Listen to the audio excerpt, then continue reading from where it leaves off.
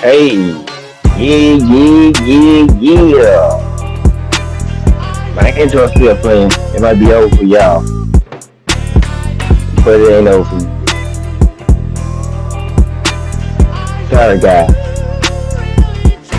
Got a slight little delay.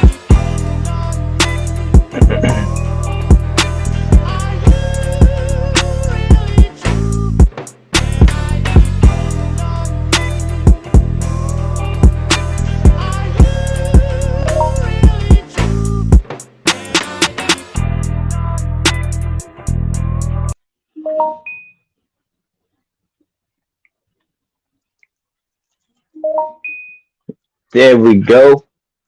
Salute, salute, salute, my good people. The draft is about to crank up. You know what I'm saying? Go Cowboys. Happy birthday to my bro MP TWT in his joint. Happy birthday, my guy. Also, happy birthday. You know what I'm saying? It's Just Do birthday as well. Happy birthday to my guy Just Do as well. You know what I'm saying? It's people's birthday today, so you know what I'm saying? It, it is what it is. Um, Let me get this straight.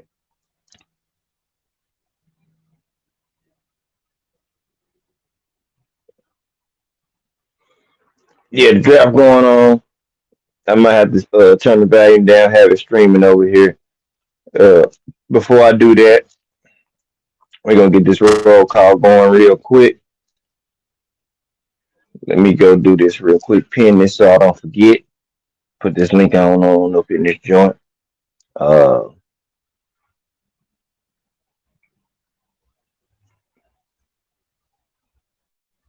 uh,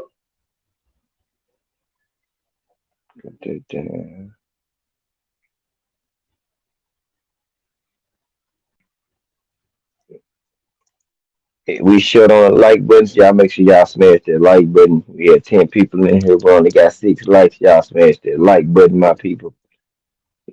Help keep these algorithms pumping in the right direction.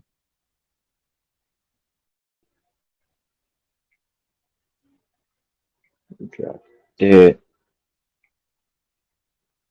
When the fan does come up, I'll go ahead and set the table, cook on what we're going to cook on, and then we're going to keep on rolling. All right. So let's get this roll call going real quick.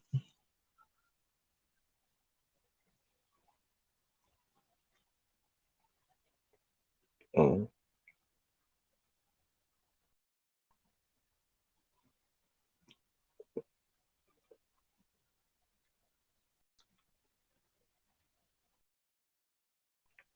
Shout out to my brother D Free, TWT in the building. Shout out to my honey bun, Quee 42, TWT. What's good, beautiful? My bro MP, what the fuck, TWT in the building. Happy birthday yet again, my brother in the building. Skywalker Boxing, TWT is in the building. They're showing me the whole chat. Flowers mentality, Dr. Mark. Salute to my OG Dr. Mark. He in the building. Big Ray. Salute to my bro Tyrone Spencer. Salute, bro. What's going on with you guys, man? Uh, we drop y'all flames to give y'all proper entry. Because we're gonna talk about some little sneakiness. I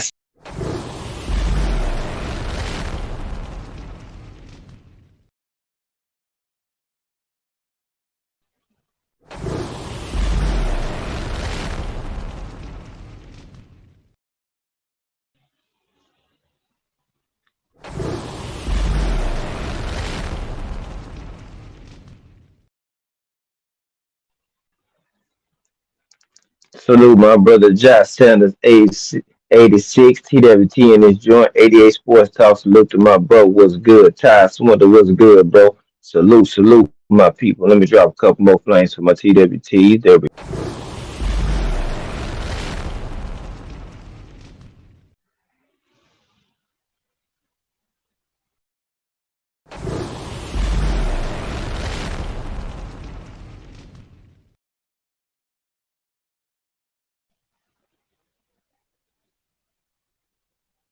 All right, let's get to it.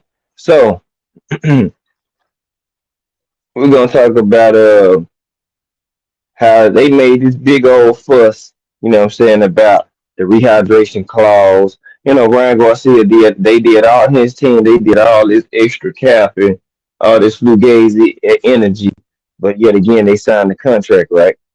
So I guess we supposed to feel sorry for somebody signing the contract, which upon they agreed to. So I guess that's bad now.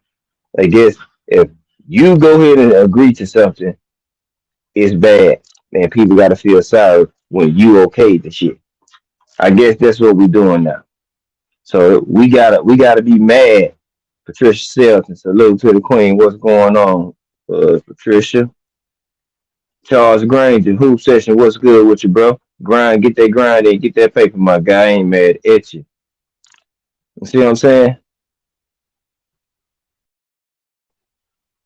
So we supposed to feel sorry for you on something that you accepted. In the state of Vegas, they got a 10 pound rehydration clause. So whether you want to blame it on Tank, but you're gonna have a 10 pound cap anyway. You see what I'm saying? So it wasn't like you was gonna be able to come in at 165 unless you paid the fee to come in pounds over the rehydration clause.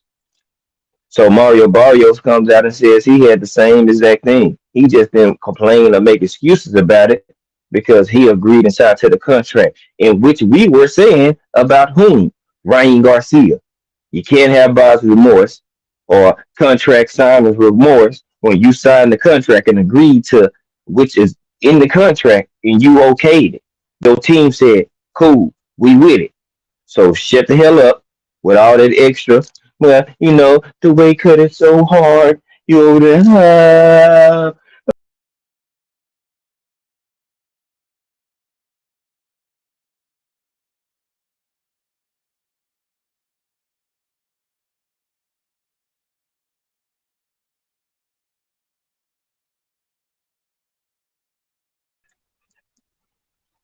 it just kicked me off the screen. I don't know what's going on. Just took me off the screen. But I guess we're supposed to feel sorry in some form or fashion. I don't think so, man. I just, I just don't.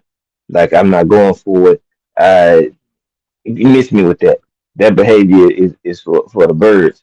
Jill Lopez, what's good with your bro? Salute to you, my guy. What's going down? So I'm not buying that. A lot of y'all shouldn't either because if you sign the contract, then you know what's in there. You know what it entails. You know exactly what to expect out of this contract because you signed it. You know what's in it. You got a lawyer. You got people that is tapped in to let you know what decisions is going on. Jose Diaz, salute to you, bro. What's going down? Already, hey, that's quality time right there, Jose. You feel me, my brother? That's quality time with the pops, man, and that's peaceful. Good shit right there. Good shit. We're only young once, or younger once. As we get older, our parents are gonna get older.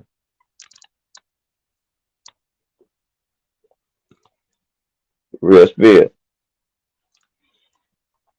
Yeah, there's a lot of soft talking in boxing. There's a whole lot of catering and a lot of man fans catering and coddling their favorite fighters, and then they want to twist and switch and contort and create narratives and extra feelings and goo goos and gagas for people because they favorite them. Javier Valencia, what's going on, bro? And in actuality, is making it worse and making it harder for people to be real fans because you got a certain set of fans that won't hold people accountable. If they was holding them accountable, then we wouldn't be in certain places in boxing. But they counter these fighters because they are emotionally attached to them. Some of them are. They emotionally attached to these fighters. That's why they get in so many arguments on every panel they go to because they emotionally attached to these fighters. And these fighters that may not even necessarily pay any attention or give a damn about you doing or going to bat for them like that, but they're willing to do it. You see what I'm saying? They're willing to go the extra mile to prove somebody wrong or to prove their narrative wrong or force feed it to you so you could believe it. And then you got the media who regurgitates the same type of shit that these trolls and content behavior do. Yeah, teach what's good with you, bro. Yeah, the Knicks, yeah, they got Cleveland up out of there. Milwaukee got swept. Miami got them up out of there. You know what I'm saying? So yeah, it playoffs getting shook up early, first round. So I like that. But what's good with you, teach?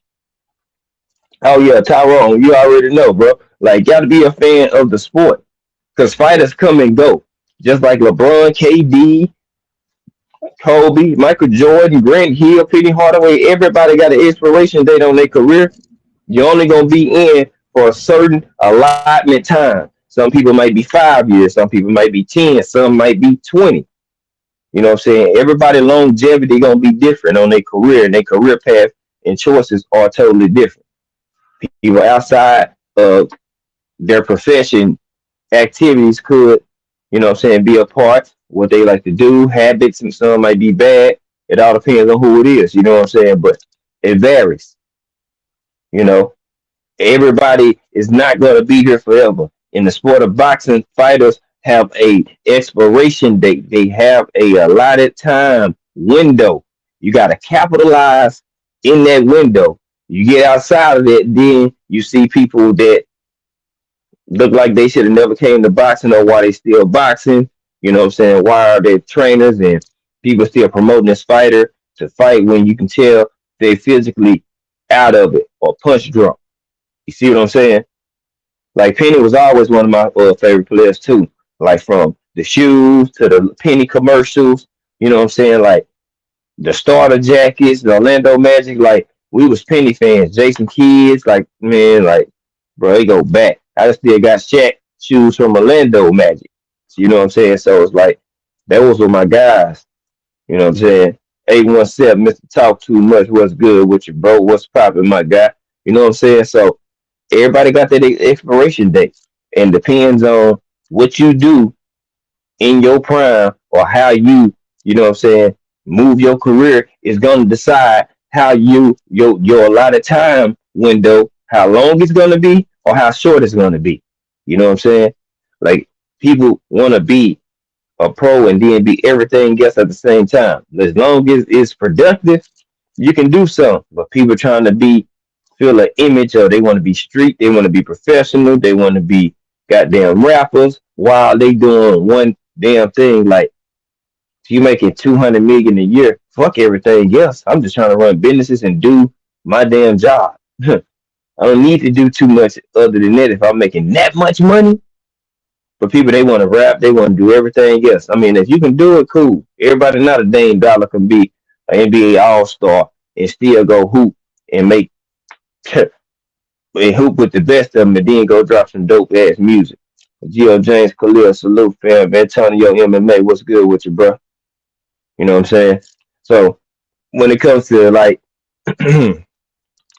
people getting into something, they make excuses for something that they already agreed to.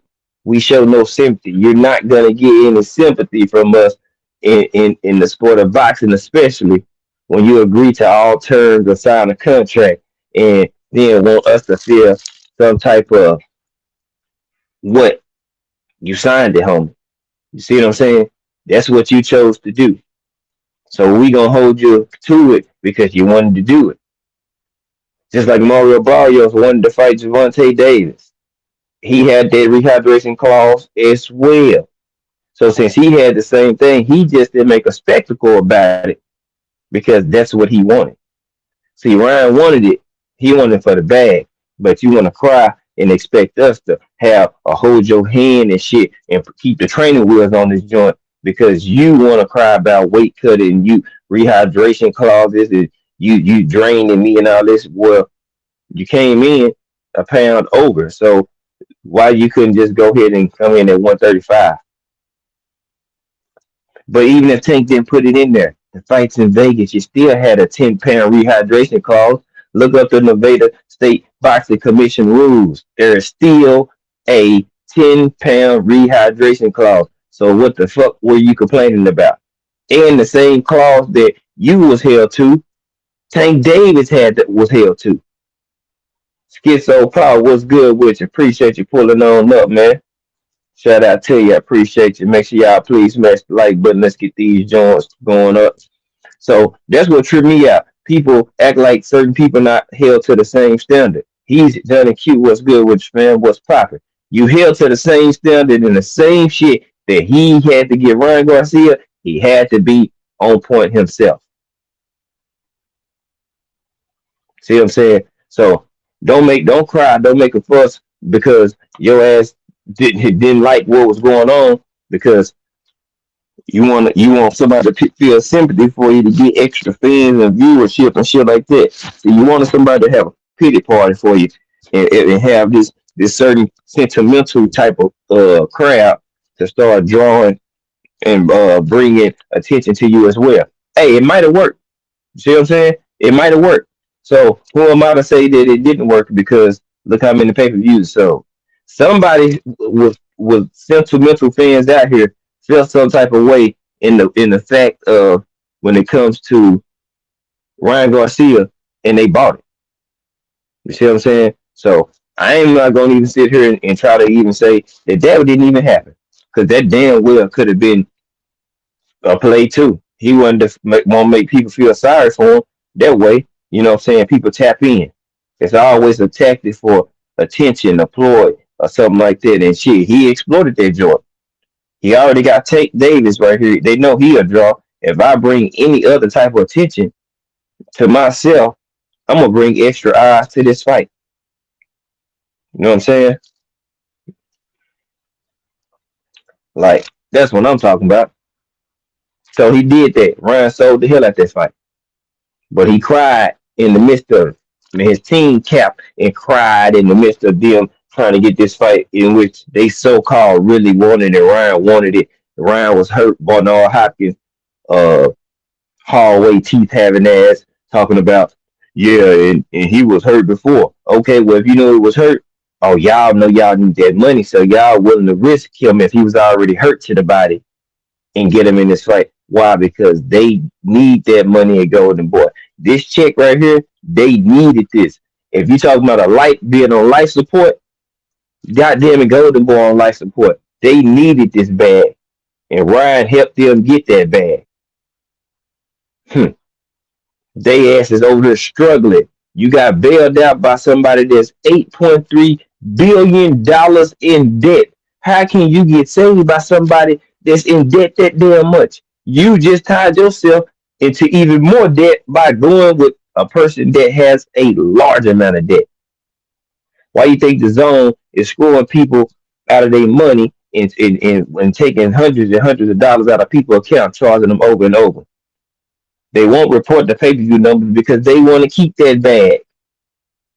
If they tell people that they sold 1.8 million pay per views over there on the zone, guess what? That's the money that they're going to have to cough up. So you're never going to hear them say anything about this. All about Tank did 1.2. They're going to keep it that way because they trying to recoup every dollar to dig into that hole in deficit they got into.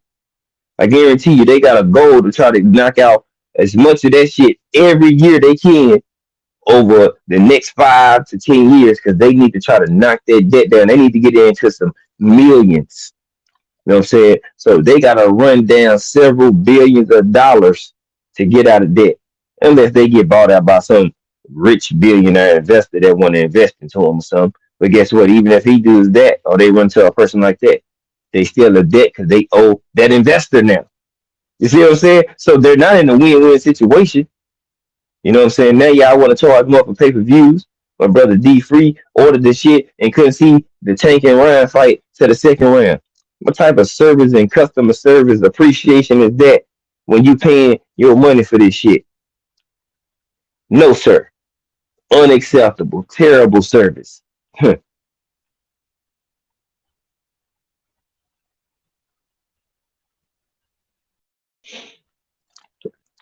Well, he had what's the name on that card too? Uh, uh, the other Mayweather fighter. So, I mean, they get exposure too. Uh, it slipped my mind the other guy that's in the Mayweather gym on the card. Um, But I mean, shit, it's all about. I mean, they building they self up with Tank. Like you got to have one major front runner. He's going to be able to one that's going to be able to build up everybody else because they can tag them and pin them on the undercards. You know what I'm saying? So with that being said, with Tank being the damn uh the draw, they're gonna draw and get their fame or success off of him. Like they clout that they gonna get, it's gonna come from being connected on a Tank card as well as they building their own shit up. You see what I'm saying? Thoroughbred boxing, what's good with you, bro? Salute to you, my guy. Let me thoroughbred, do that. You know what I'm saying? So they don't know that. They know Tank can sell a million now, or he can sell closer to it, or more in tune to it, right? So if you put your other like Floyd Diaz, he on the top rank, but he a Mayweather. He used to be in the Mayweather gym. You think he is still with the money team, but he signed with Top Rank. Okay, if you start just putting those type of fighters on Tank undercard, they gonna keep getting exposure. See now, if he want to put a slider, well, Richards Hitch is not over there no more, but any other fighter that's under there, you know what I'm saying? They can start filling them in on Tank undercards to get exposure. Cashflow Diaz, yeah, he fight on the 20. He on the Loma card, which I went over yesterday. Cashflow is on the Loma and Devin on the Devin and Loma card. Him, Amari Jones, uh, Emiliano Vargas, and Abdullah Mason. They all on their undercard. Nico Ali Watts on that card. Um, Juntai Nakatani and Jason Maloney. They fighting for the WBO belt. Then you got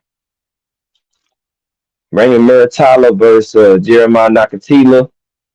Then you got Oscar Valdez versus Adam Lopez. They got that's a rematch. Then you have the main card with Dev and Loma. So that's a dope ass card. You see what I'm saying? That's a dope ass card right there.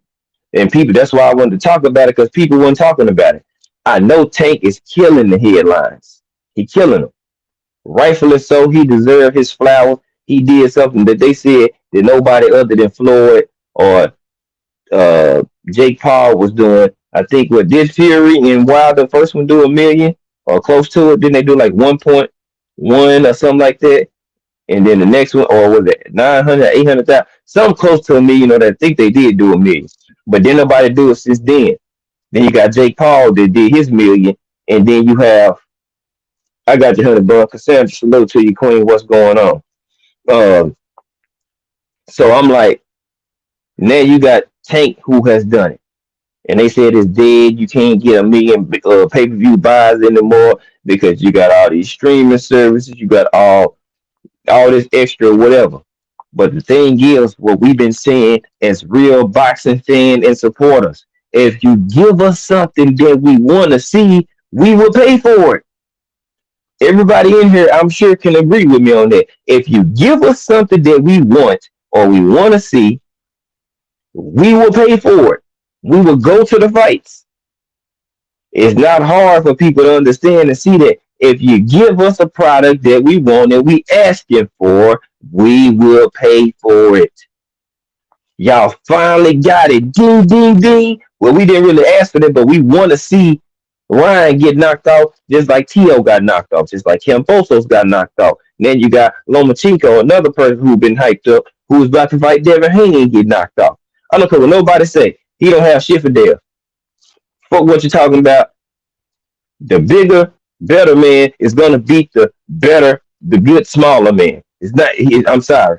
He don't. Loma don't have nothing for him. People say, "Oh, it's gonna be a good fight." Fuck all that. Call it what it is. Just like we kept it real on the Loma. I mean, on the damn Tank and Guard and Ryan fight. Niggas ain't got a chance. It's level to this boxing shit. Quit playing, trying to give people this credit and clout. Loma is not the Matrix no more. Crush the legend, TWT, my brother. What's good with you, fam? Drop your flame. He not the Matrix no more. He not moving like that no more. He's getting older just like everybody else. And it's his second fight since he came back. He not finna be in the rhythm that they think he gonna be in. Devin been fighting. PJ's big dog. Salute, fam. Pittsburgh big dog. What's good? And we not worried about Loma. We worried about the scorecard because Devin already got three. He down 0-3 already. They already gonna give Loma the first 3 rounds, and if Dev make him close them first 3 rounds, guess what? They gonna give him the Loma ass. Then he gonna have to start over from round 4 and go on a full out motherfucking playoff boom sweep like the Miami did the damn Bucks. A full sweep, just You know what I'm saying? He gonna have to. If you don't, then they gonna try to fuck you on the cards. So they can try to make Loma and Shakur or Loma and Dev. I mean, or Loma and Tank.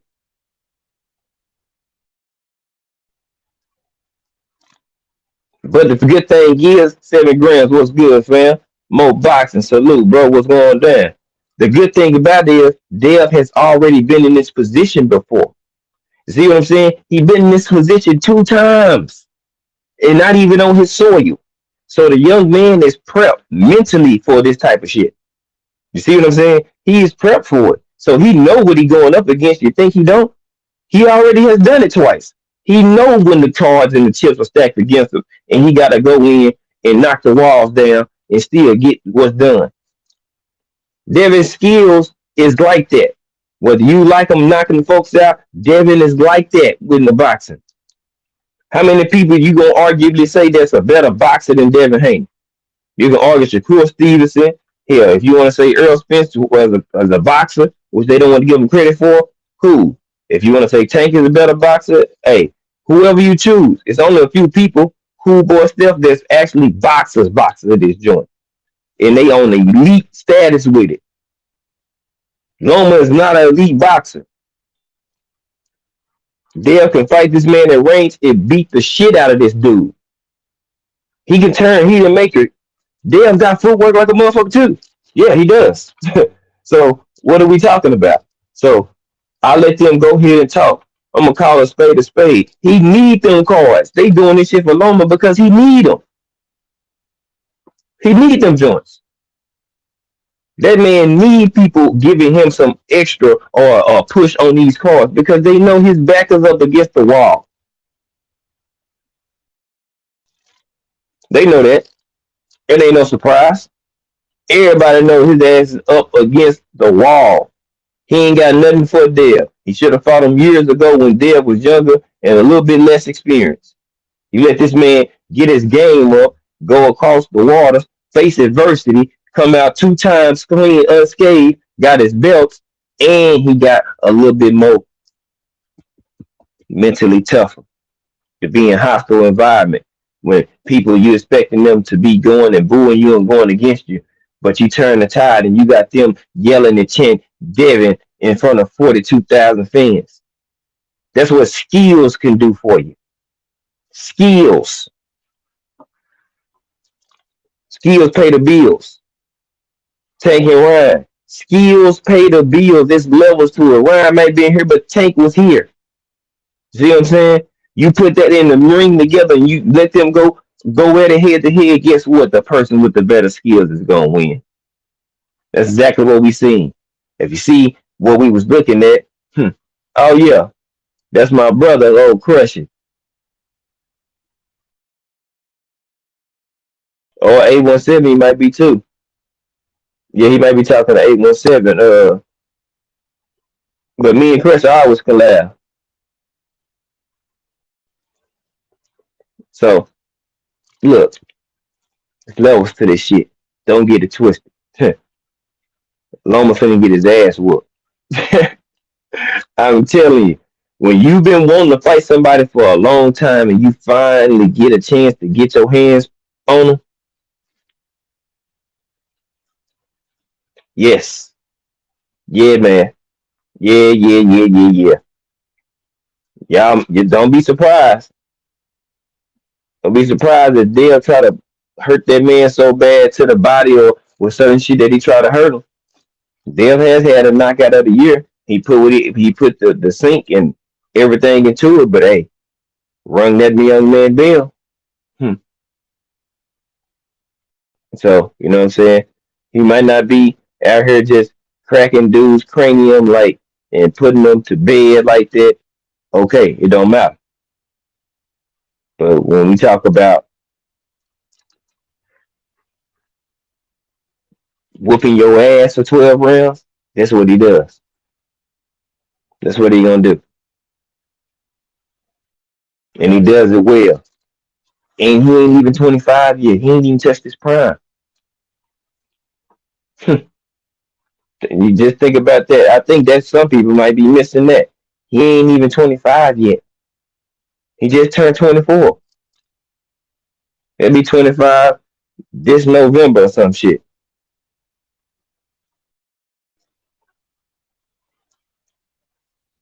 I'm just saying. The man ain't even scratched the surface yet on how good he can be yet. And people crucify and criticize him on a constant basis.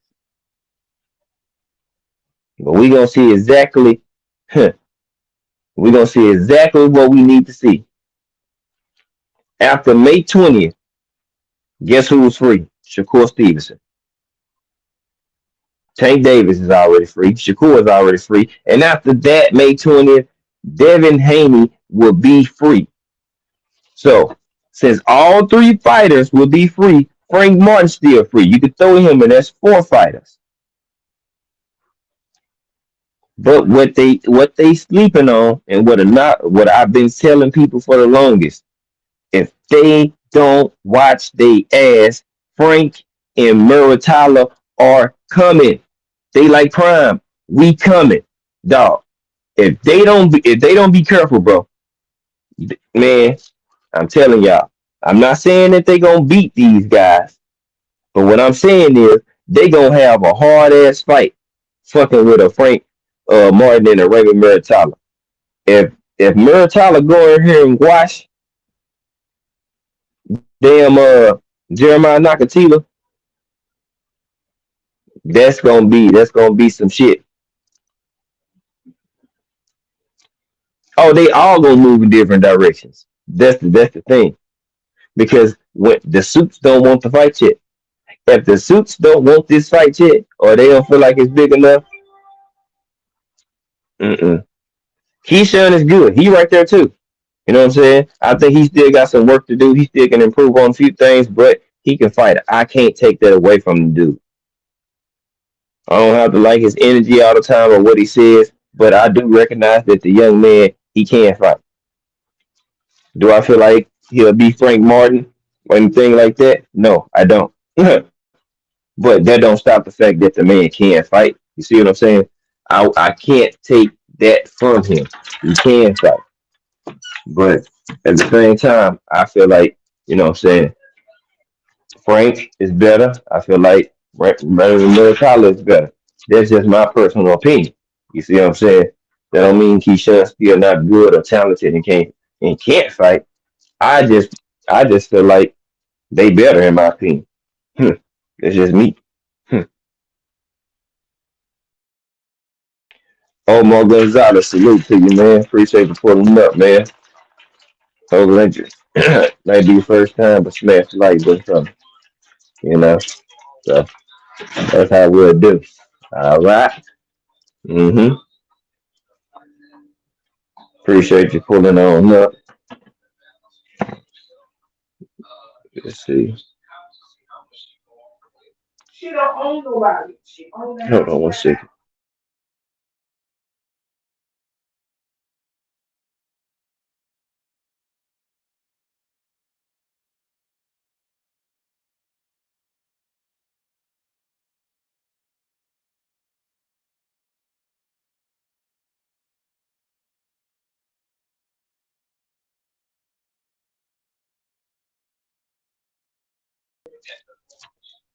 All right.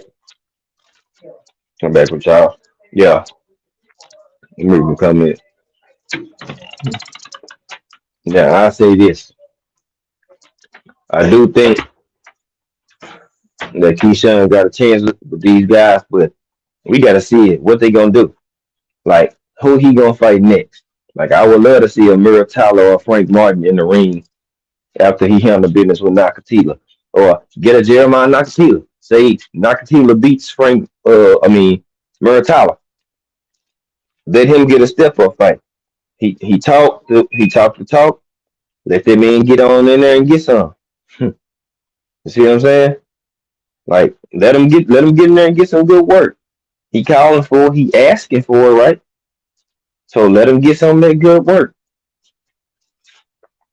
because them dudes moving up, and Shakur need a tough opponent his next fight because Nakatila, you know what I'm saying, made you uncomfortable. Now Muratalo finna fight him. If he go in here and beat him soundly and clean or stops him, then y'all got another problem to be worried about. Which I've been telling folks, Cheese, aka Raymond Muratalo, is a problem at 135. Y'all gonna believe me one day. I've been trying to tell him he gonna upset some of y'all favorite fighters if they don't be careful. Abdullah Mason is coming. You know, he got fight number 8. He finna crank that thing up, but don't be surprised by the end of the year that man is 12 or 13-0 in his first 2 years. If he stop it, folks, it's gonna be more than that. I'm gonna tell you that. Because they keeping them young dudes active. They staying busy too. I can't do nothing but say, hey, that's a great job by Top Rank. They keeping them busy. He at 135, Muratala at 35, rank 2. I think Emiliano Vargas, he at 35 too. It's a lot of young prospect, talent, and stud that's out. You understand? And they here. They want the smoke and all the action too. And if you let these dudes get in here, they gonna have a problem.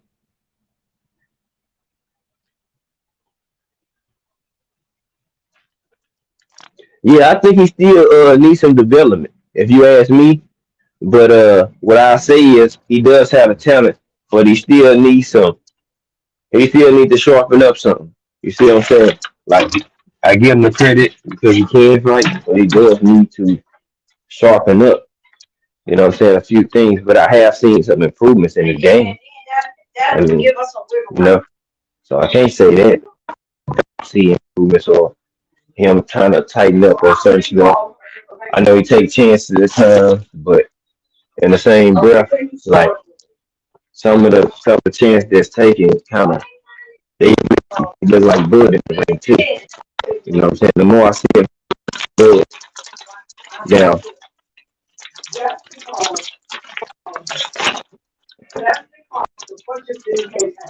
and I think he does have power, but I think, but I think he don't hit hard as he think he does, and I think that can give him a false sense of hope sometimes. And he like to admire his work. I think he got to fall back some, stop admiring his work, and then just keep the pressure on. Because he'll hit somebody with something good, then he'll still act like, ooh, Gotta stick to the script.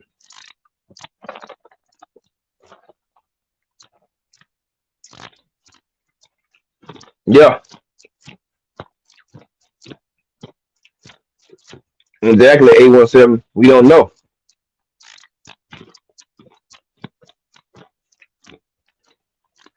and since we don't know, people got questions, but they get mad when people have questions for them. But it's based and due to your opponents and who you fighting. You see what I'm saying?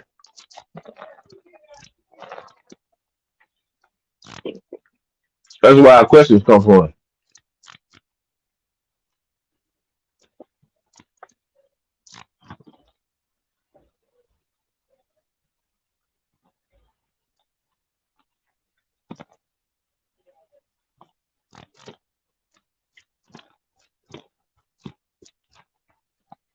hmm So if you step up his competition, right,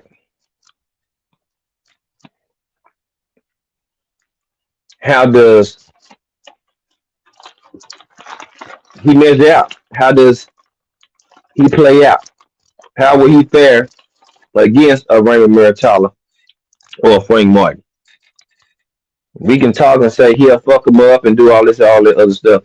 That don't mean nothing until you go and actually go do it.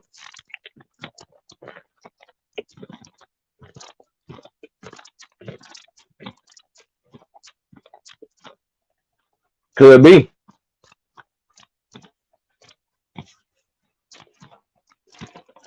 It could be.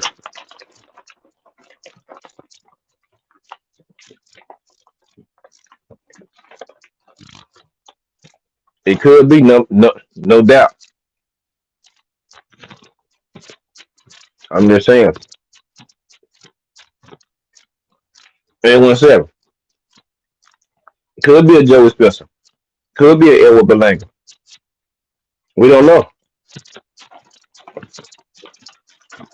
because you get one style of fighter. How we know how deep your bag go? How many tools you got in your box?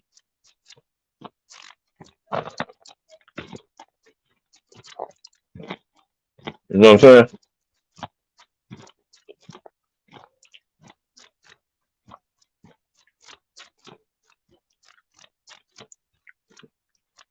So just kind of weird. We don't know how deep this dude bag go yet, man. All we want to know is how good he is. That's it.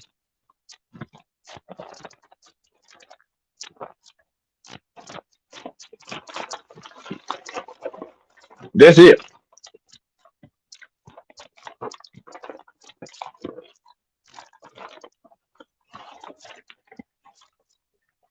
Like we asking fighters to be tested.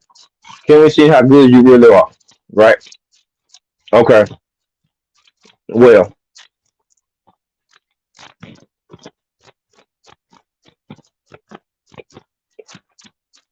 Shakur's available. Now I know that Shakur your man, right? But remember, Keyshawn was the same person that left 30 so Shakur could have so he won't be in Shakur way. Now make that make sense.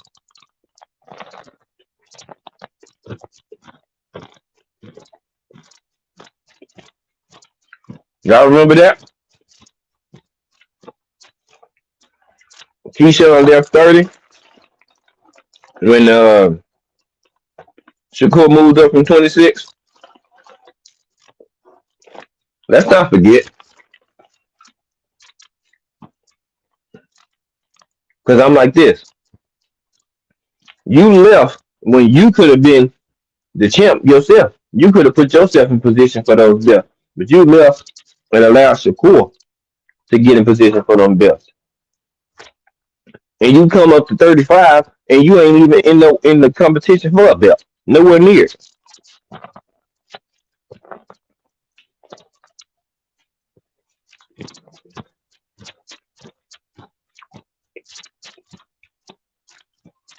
You moved out of the way and you could have been a champion.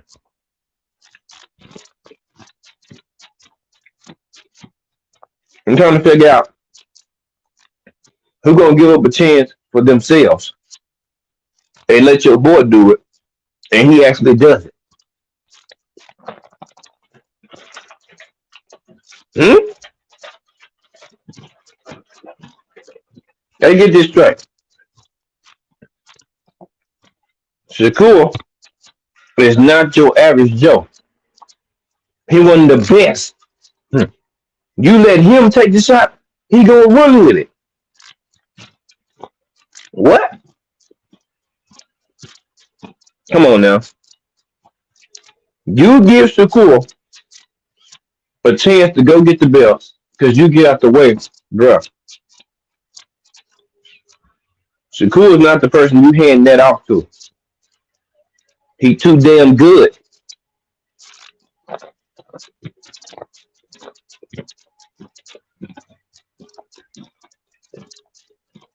And what did Shakur do?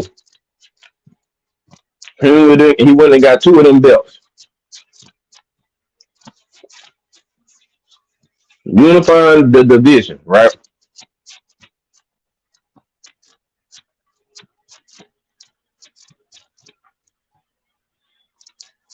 Unified the division.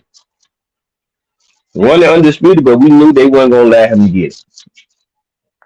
We know that. Hmm. We knew he wasn't gonna get undisputed because we knew they weren't gonna try to make it. Hmm.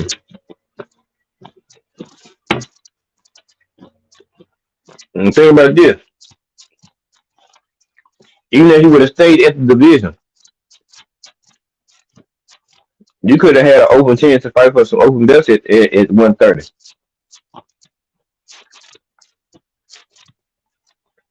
Because Shakur said, fuck him on the scales.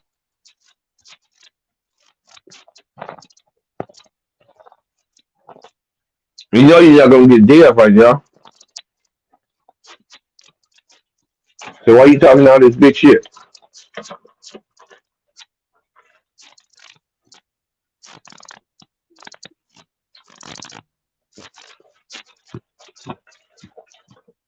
Think about it.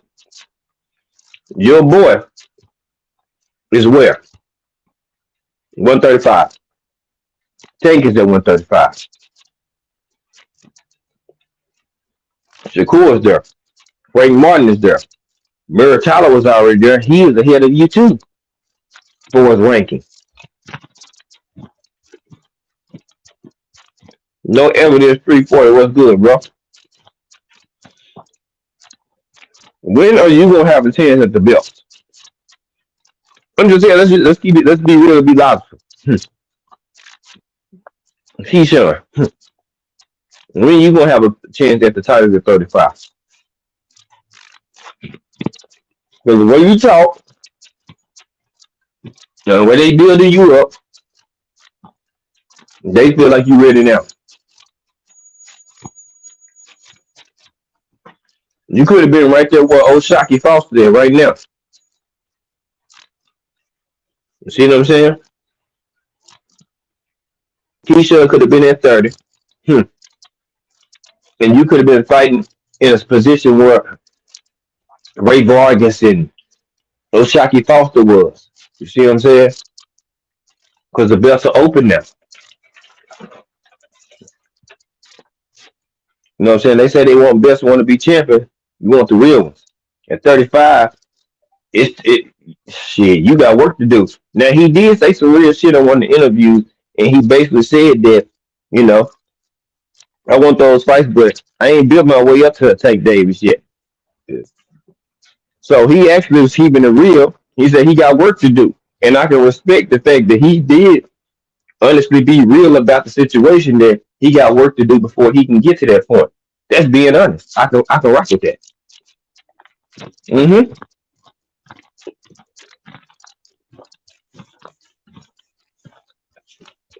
817 type shit. So for me, I'm like this.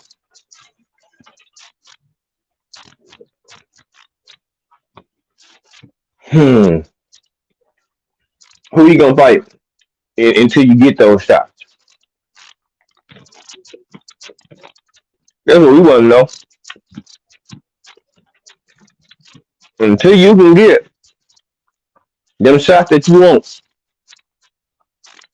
who you gonna fight? You gonna get Frank Martin? Well, fight Abdullah Mason then. How about that? Y'all got around the same amount of fights. William Old School, salute, bro. What's going on? Let's see this. I'm gonna start pushing for Abdullah Mason and Frank Martin. I mean, and Keyshawn Davis. Mm-hmm.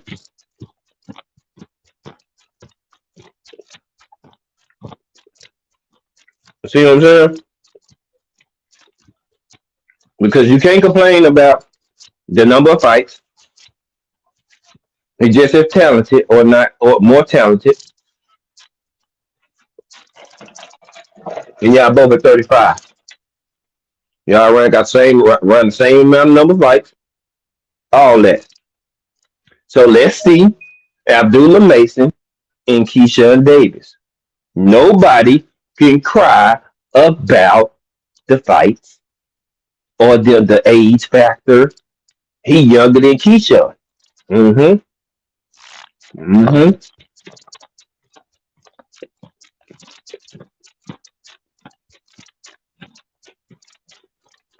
Y'all see what I'm going with?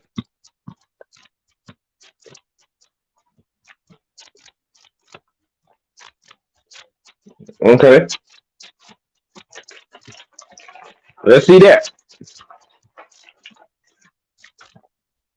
Let's see it, because now they both young in the tooth as fighters. Let's see that. What Keyshawn Davis is what, 22? Something like that. Ain't Keyshawn about 22, y'all?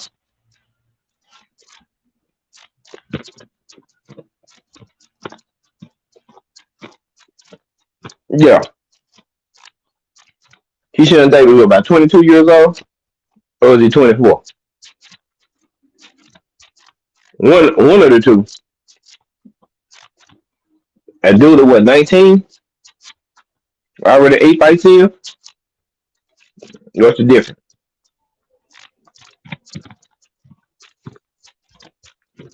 We'll, we'll watch Keyshawn versus Abdullah Mason. I know I will. I'll be fun too.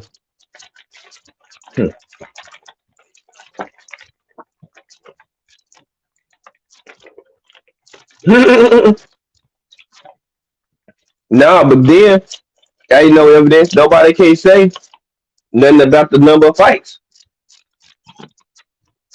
You see? But somehow, depending on the opponent, he'll say, I'm only 8 no. I'm only 9 and no now. Well, guess what? Abdullah is about to have fight number 9 on May 20th. After that, go get Abdullah Mason. You said you want to fight the young crop that's coming up with you. Well, guess what? Abdullah is coming up with you on the prospect wave. So you need to be trying to fight them. These are his words. He said he wanted to fight the people he's not worried about, basically like Dev Tank and Shakur. They on a different level. He worried about the people that's rising coming up with him. Well, okay, Frank Martin is there, Muratala is there, Abdullah Mason is there. You fought two dudes combined with over 70 plus fights. So I don't want to hear about nobody got too many fights or Frank Martin is 16, 17 fights in and you only 8, 9 in. I don't want to hear no excuse when you fought a dude who it was his 42nd fight. And then another one had it was his 34th fight or something like that. Like, nah, no excuses on that.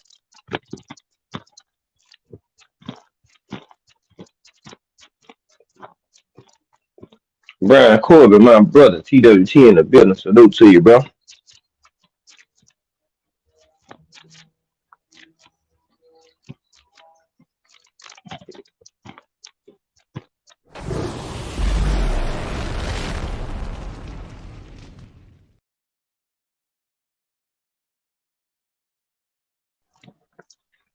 So I said Abdullah for a reason, because I don't want to hear no excuses about the age and the fights.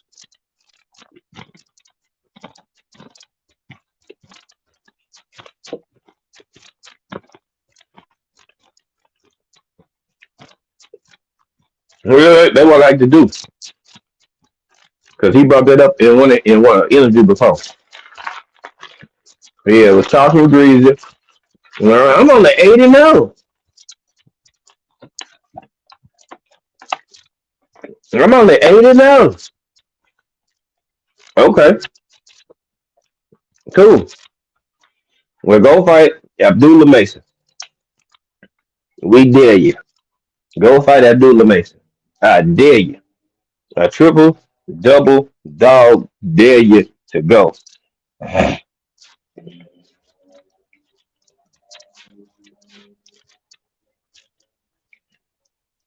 You see what I'm saying? Go ahead. We want to see you do it. Go ahead, go fight Abdullah Mason.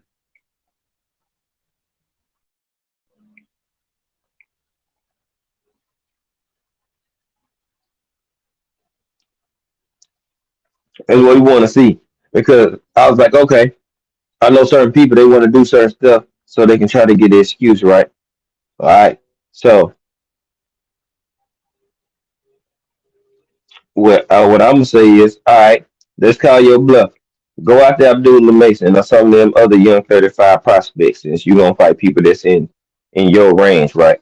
Okay, cool. Well, go on here, go do that, and let us see how that fare out. Since that's what you want to do, that's what you said you're gonna do.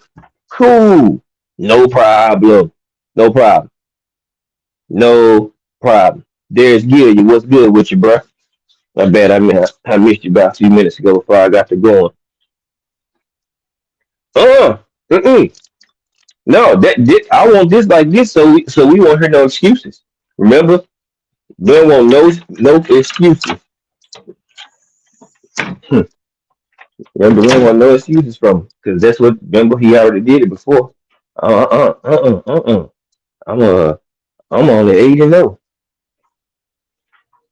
Hmm.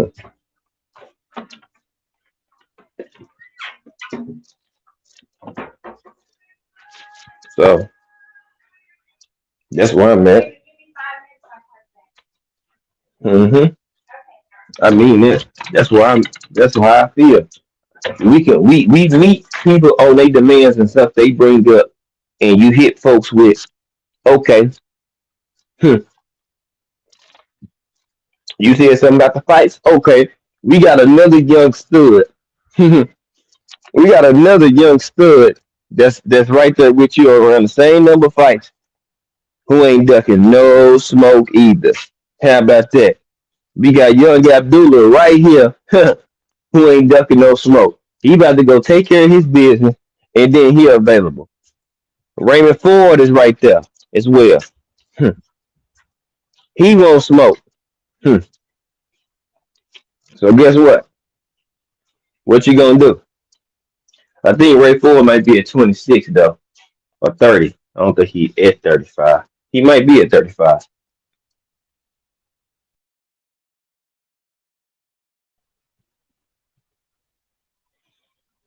Oh, oh yeah. Last night, yeah. That was just. It's just like I hate repetitive shit, man. I just hate repetitive shit.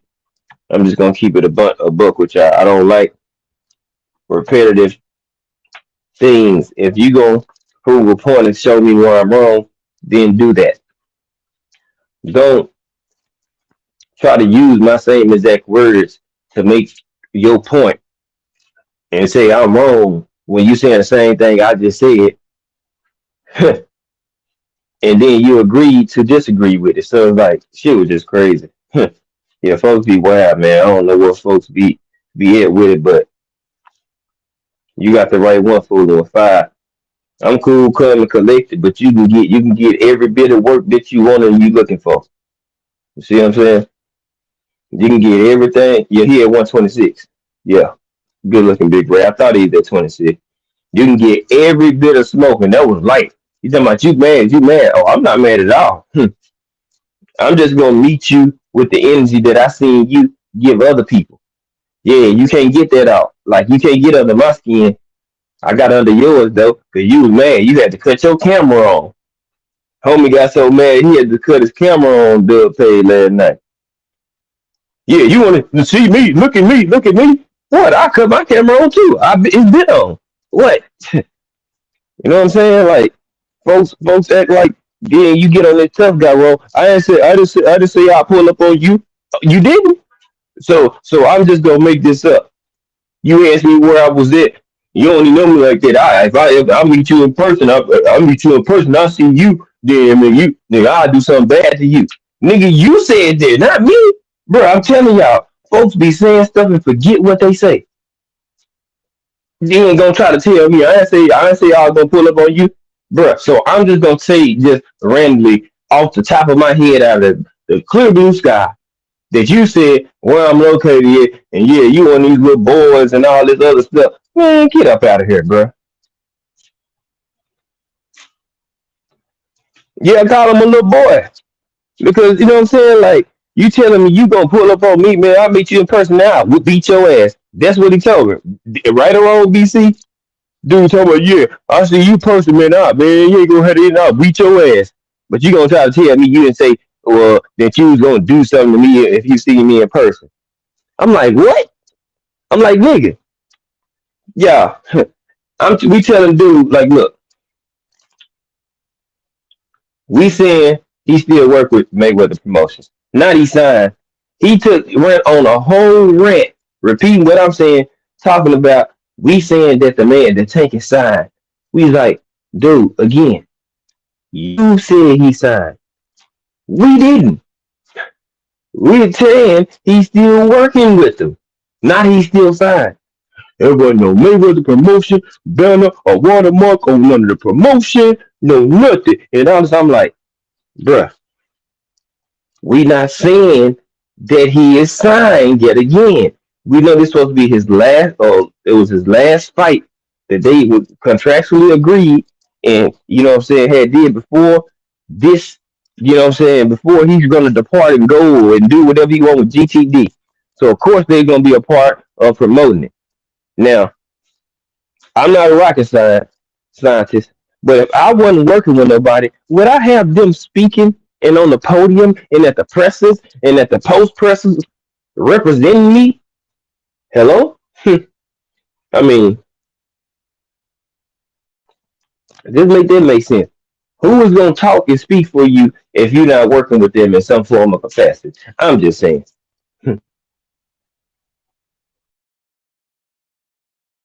Man of the 216, what's good with you, bro?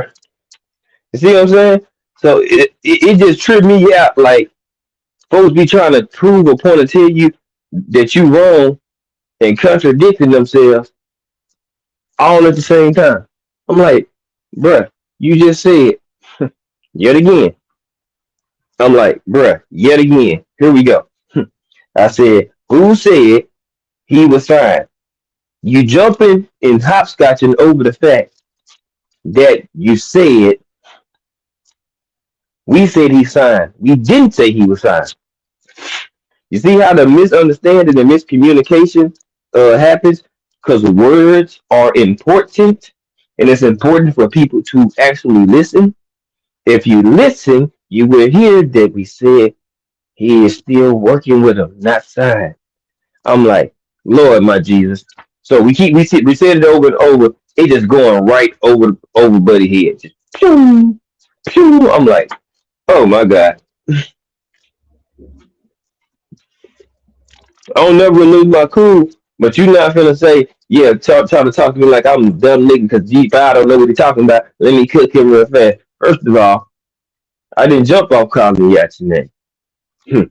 When you trying to make me seem like I'm stupid or I'm less dead or you gonna be a little me since you did your research and you know, now I'm gonna respond to the energy that's given.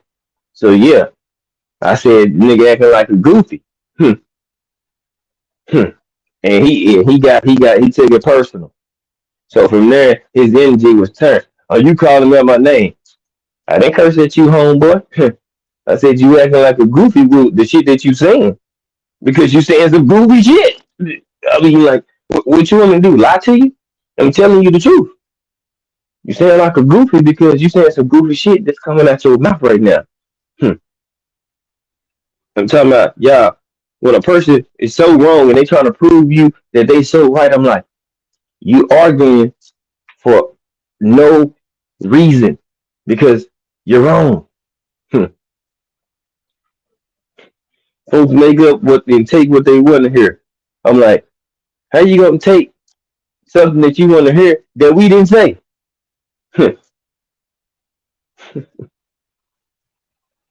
But me, I'm a grown man. I apologize to Dub in the chat because I go places to chill, man.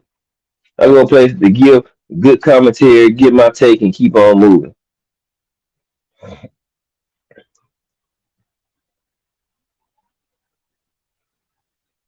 Mm-hmm. Nah, Will, man. Last night it was just crazy, man. It was crazy.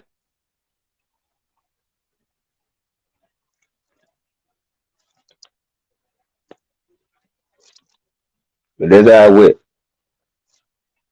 I mean, and this is simple. Then BC get up here and give him some dope words and conflict resolution. Just walk them down and just try to give them a perspective of like, hey, bro, you kind of missed this. Like, it wouldn't even went this far or went this way if you would have heard him out first. You know what I'm saying? And guess what? He took that and started popping off at BC. Like he's trying to tell them what to do. It's not. This is what we observed. That you missed the point. What they were both saying, and then they tried to break it down to you, and you still missed it. So I'm like, you can take somebody that's telling you just walking you slow walking crock pot meal cooked in the joint for him, and you get mad at him for telling you in the most respectful manner. Yeah. Well, I say listening is important. He got mad because BC said, "Look, God gave you two ears and one mouth for a reason." See what I'm saying, Dub? See what I'm saying, Dub? They just keep disrespecting me. How's that disrespect? Y'all see how people when they know they wrong or they getting cooked or they can't handle the situation like they want to, they start to say disrespect or they make up narratives of cry and whine and stuff like that. Nah, yeah, well, you were talking at him. No, he's talking to you. I'm like, bruh, some JD dude, man. I don't know. Like I go over there plenty of times. I don't get into it with nobody. I be cool.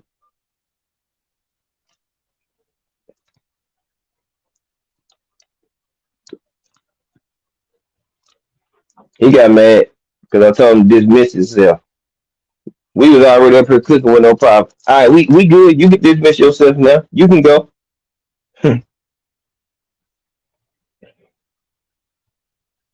Yeah, but it's like people love to try you at times.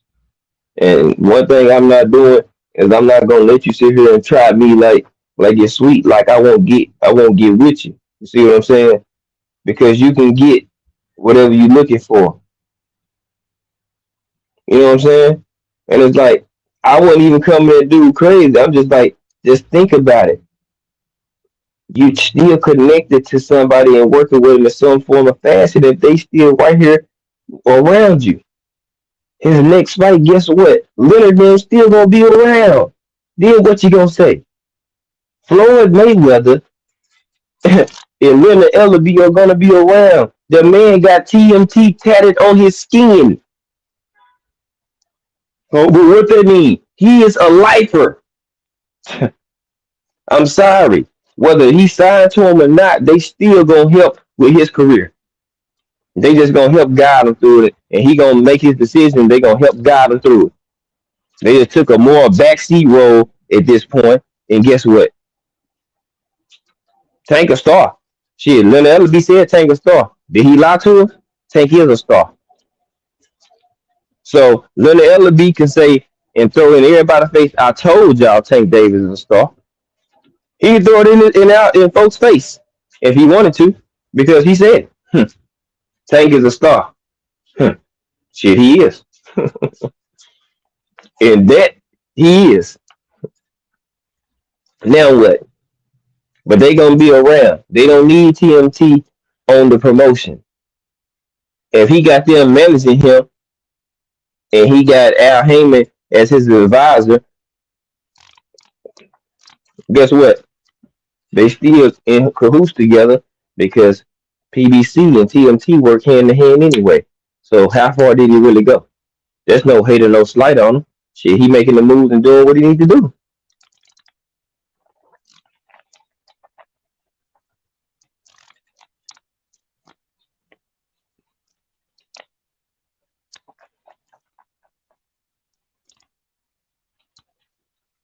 Mm, No evidence. I would say yeah, but after the second half, when BC got up there, I stopped talking to him. I was on mute during that whole time. When BC was talking to him, I was on mute. I was just smoking. I didn't say nothing. I let BC have him up. I didn't say nothing. I stayed on mute all the way to the point down there where he got off. When he came back and was talking, he said what he said to me. I just said politely, you said you was gonna pull up basically. I wasn't saying too much. I let BC have his moment, so I knew it could be taken that way, but shit. Before BC hopped up there, the only TWT member that was up there was me. Crush them came up after we already had said what we said. So it's like I took all that into consideration because I'm a thinker. So it's like, nah, I'm very strategic. So he just really didn't know who he dealing with. I'm surgical. I could have embarrassed you if I really wanted to. I was already getting under your skin, so it wasn't gonna do nothing. It only could have got worse for him, is what I'm saying. Because I could have made him look even more foolish. But see, you young and you want to say your vernacular is better than most of the 90% of the boxing fans. Well, if your vernacular was so intact, you would have understood what we were saying, and they wouldn't even got there. See what I'm talking about? If a person is listening, there's no need. If you heard what I said, why regurgitate the same thing and trying to prove a point? That's just fucking ignorance. I'm not gonna try to prove somebody wrong with saying exactly what they said. I'm gonna give you the fact on why what you said is wrong. That's how you prove somebody wrong. Let me show you the facts and why you're wrong.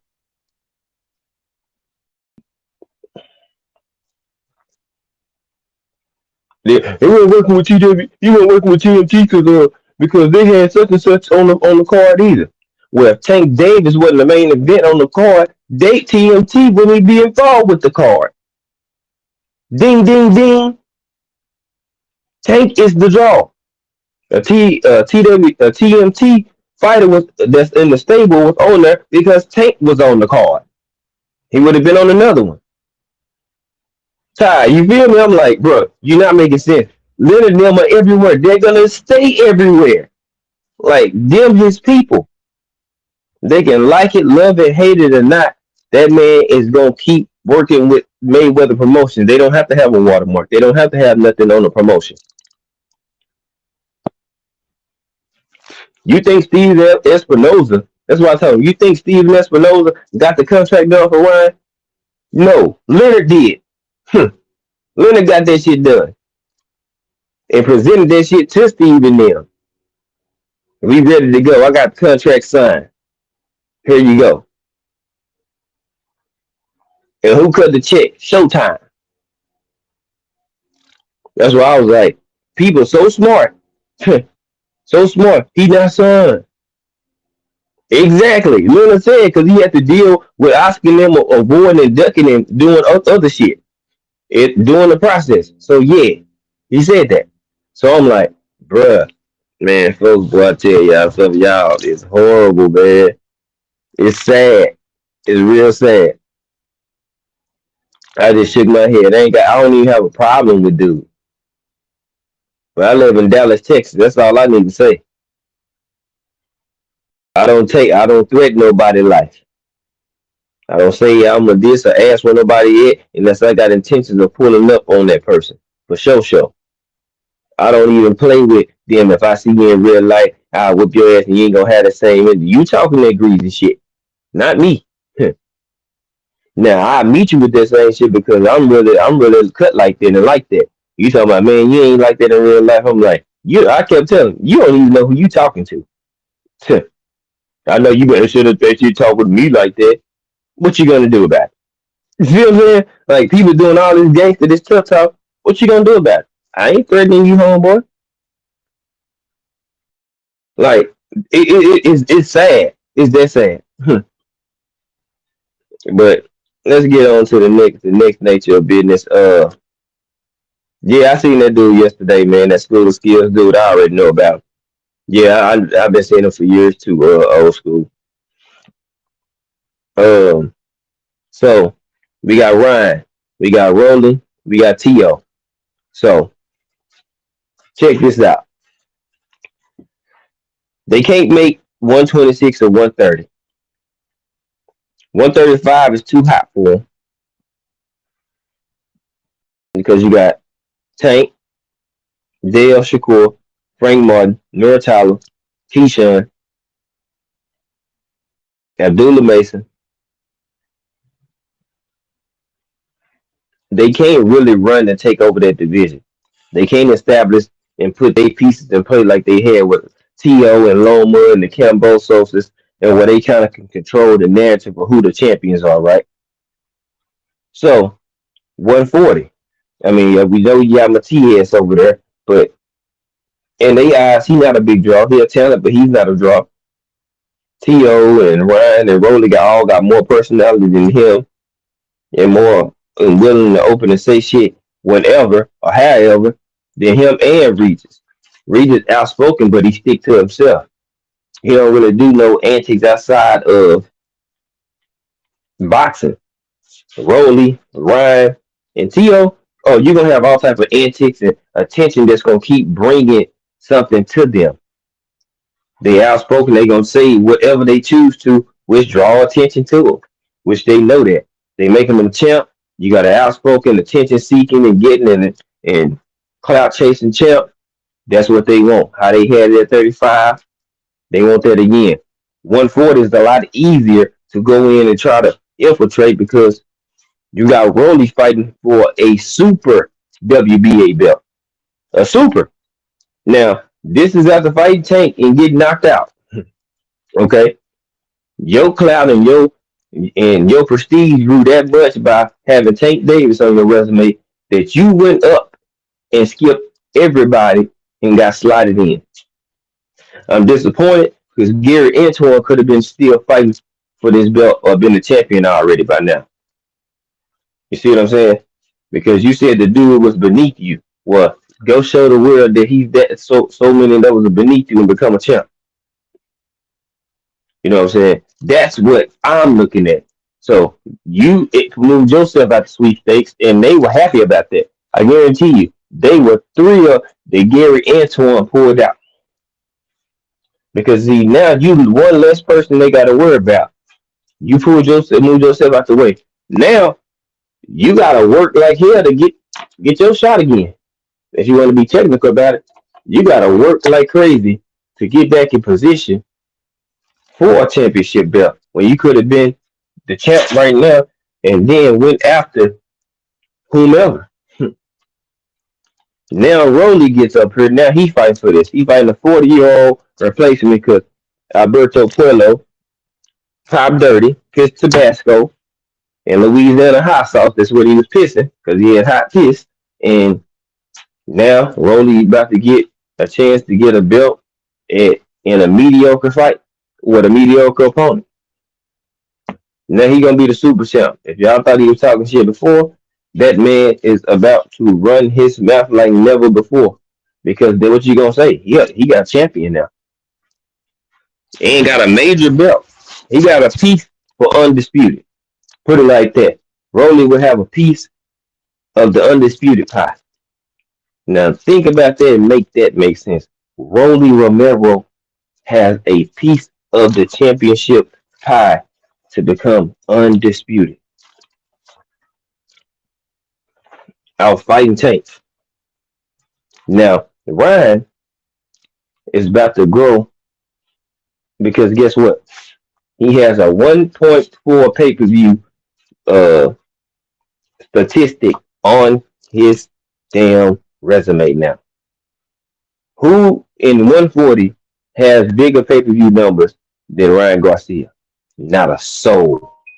He is the biggest draw at 140 right now and don't even have a belt because it's about the numbers that make you the A side. Ryan is the A side over everybody at 140. Smart move. Smart move. Smart move. Whether he beat them or not, he gonna get the larger pot against Regis, against Matias if he want that smoke. If he want to fight Rolly, he the A side.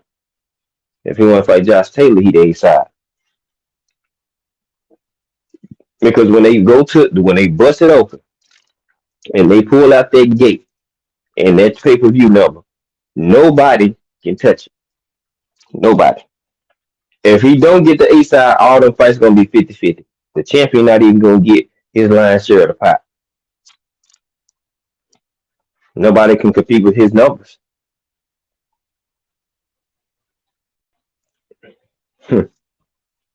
So guess what? Ryan can call his shots. He can dictate the control of the cruise at 140. All thing he got to do is get a belt. Say he fight Rolling and get a belt, oh, it's really on then. Because now he a champ with those pay per view numbers. Now he the biggest draw at 140. The biggest draw at 140. Then I can see him going after Josh Taylor. He'll leave Regis and Matias for a later time because they bigger, they're taller, and they can punch. They pressure fighters. Winston Lee, what's good with you, bro? Salute to you, my guy. You see what I'm saying? So that's where he at now. Now, there's two fighters.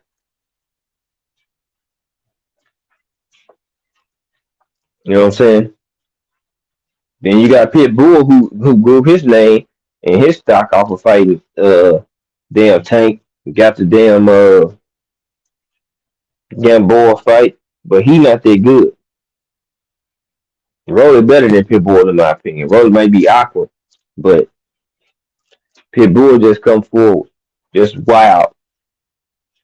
He'll easily get beat. Rolly, you got to be careful because he got some power. And even Tank said, "Nah, that nigga can punch." See what I'm saying? That boy Tank even said, "Nah, he can crack." See what I'm saying? He can crack.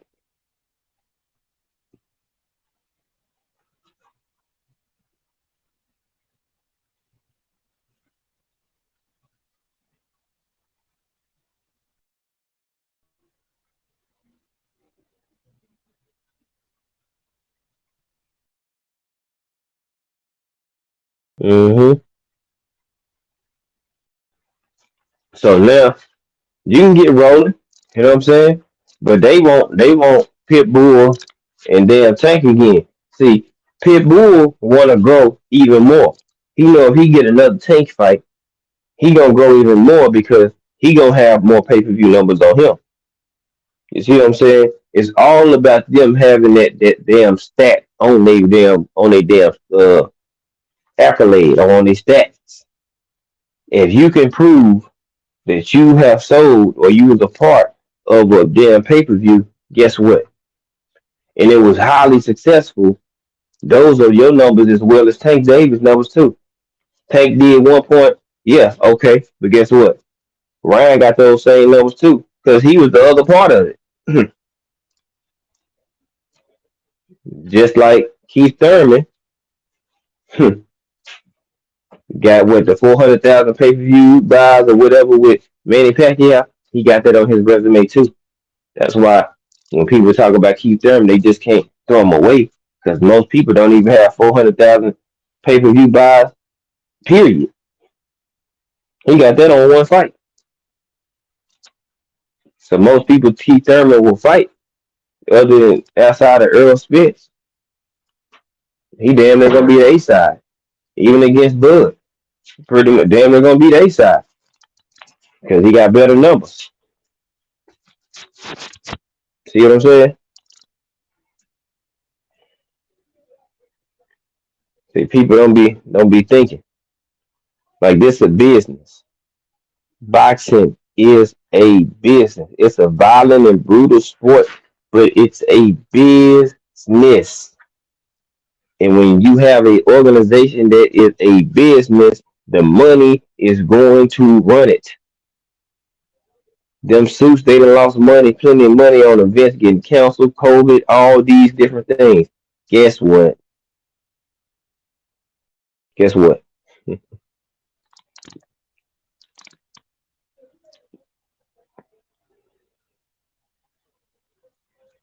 Guess what though? They need to make their money. You know, I mean, COVID messed up shit. They lost money. They had to cancel events. So guess what? They didn't have a choice. They making their money back. Showtime are putting on good fight after good fight. You see what I'm saying? They keep putting on good fights.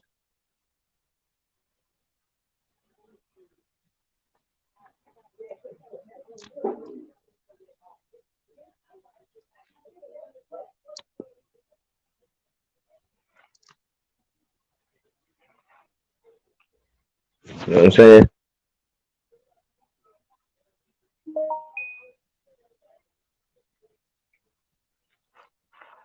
That's why I'm just sitting back like, man, it's about that bag, man. Drama, controversy, sales. And if you can create some type of controversy and have it circled around your name, and you fight somebody who is a draw and brings in number and ticket and sales and things of that nature, guess what? It makes for a bigger fight. Definitely makes for a bigger fight, more intriguing. Everybody loves a backstory or some type of friction along the way, you know what I'm saying, within that. They love that.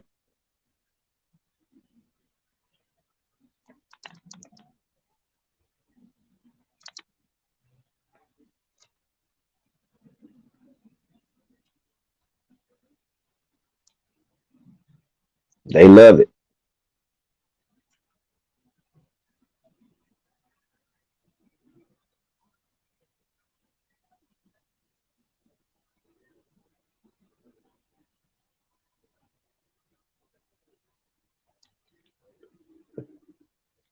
So that's why T.O.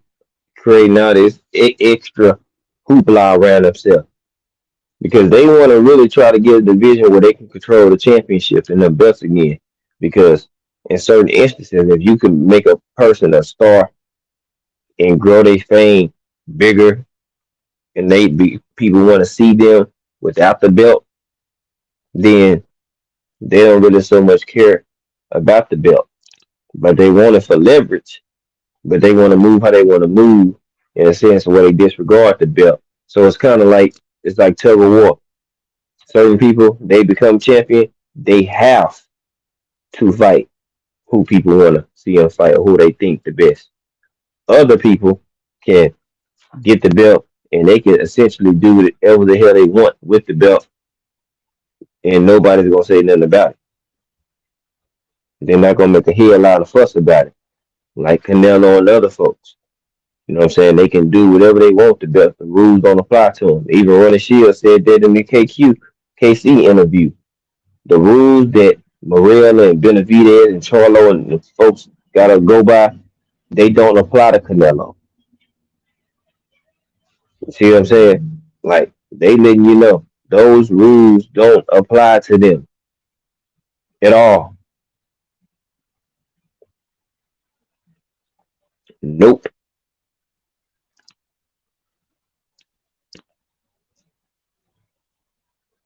They make their own rules. They gonna bend and shift and contort those rules just for that man. See what I'm saying? Like he got a stronghold on them. They gonna bend and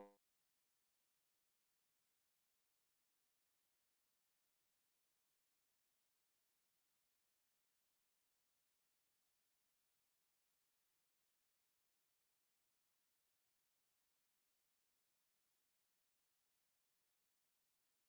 they make their own rules. They gonna bend and shift and contort those rules just for that man.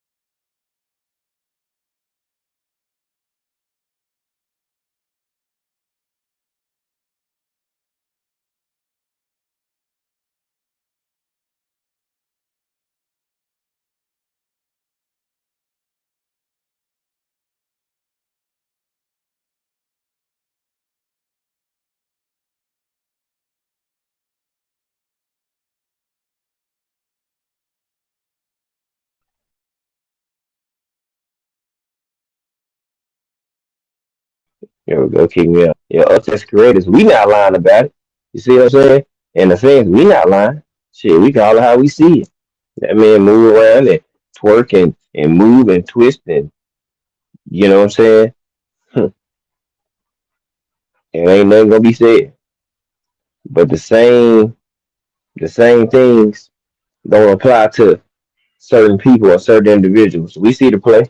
So they gonna allow Rolly and T.O. and them to get chances and shots.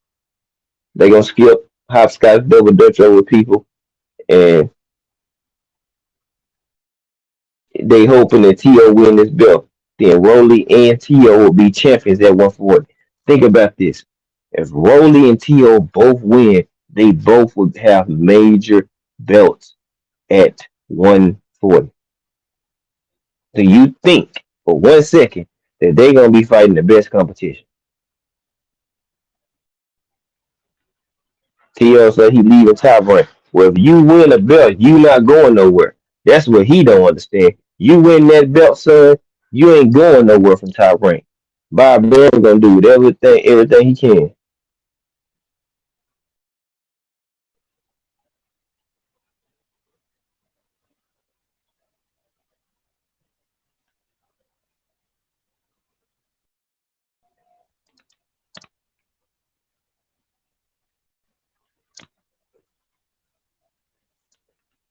You see what I'm saying? See, I don't think T.O. and T.O. Senior realize you beat Josh Taylor, you ain't going nowhere, bruh. They not gonna let you leave because they're gonna pin you in there with somebody that they want you to fight.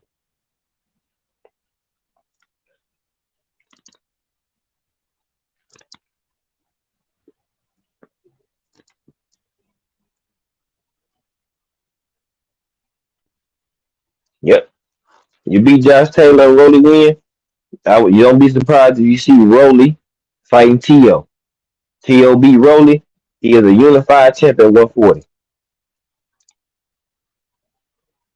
So he'll be a two-time unified champ.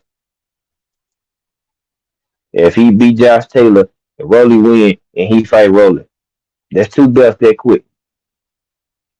All the other two out there, you know where they at. Program Matias.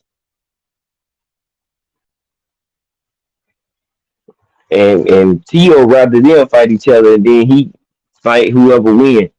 Because if they don't fight each other and you gotta go try to go hunt for them belts, that's two extra fights that you gotta fight. When you can hope that they both fight each other and cancel one of those fights out for you. So who would you think T.O. if he does do what I'm saying? Who would you think he would rather fight? You think he'd rather fight Matias or Prograis? Both of them dangerous fights for him. If Rolly win, he'll have two belts. Who would y'all think that they'll go after? You think they'd rather fight Matias or Prograis? I, I don't think neither one of them want no smoke with neither. Matias and Prograis are the best two in the division, in my opinion. I think they one A and one B. Everybody else fall in up under there. You know what I'm saying? So that's how I'm looking at it. I know, but Tio want that shine and that fame, just like Rolly do. So guess what? For that money and that bag and that clout and that attention, them dudes gonna do whatever they gotta do to get it. That's what we have learned about boxing. When people want that attention, they gonna do whatever they need to do to get it. And him, this about his legacy. He need them belts because T.O. had plenty of clout to land and move upon when he had the belts because he a champ or he is a champ. So he had more leverage and more clout upon his name because he a champ. And people view champions different. You can get certain things and move in certain ways that people can't do without belts because they don't have the clout or the star status, neither a belt. They don't have neither, so they really don't have a leg to stand on. But see, Tio gonna talk. His daddy gonna talk. That brings drama, attention that they can capitalize and sell. You fight, put him in the ring with a Tank Davis, you can see it. Oh, he dissed you black fighters, Tank. How do you feel about that? And they'll paint that up. TL says, oh, top ranking hell the black fighters and all this and all that. And they'll create a narrative and sell it and attach it to Tank's already growing and booming damn star status. It'll help T.O. get pay-per-view numbers on there. And he gonna argue that he was the biggest star than Javante Davis, and he the reason why the pay-per-view sold. So they'll run with that narrative because we seen how they do. They're running with that narrative. Huh, huh,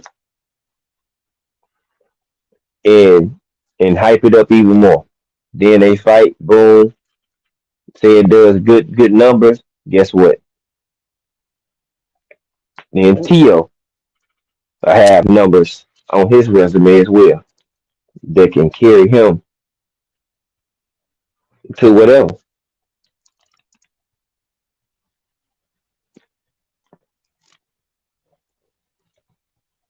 Shit, it could have been 500K. And anybody other than around at 140 roll in the goddamn uh Tio will be bigger than.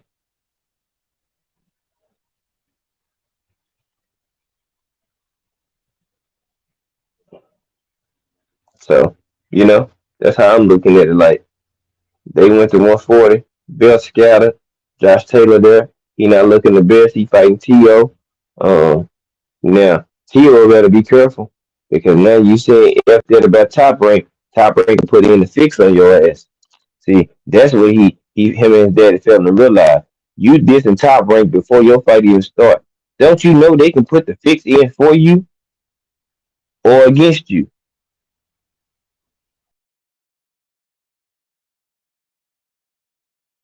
Let's keep it a buck. T.O. only fame and cloud and success came when he had belts. We can be honest about that. The only cloud that he really had was that he was a champion. Other than that, didn't nobody really care about T.O. like that.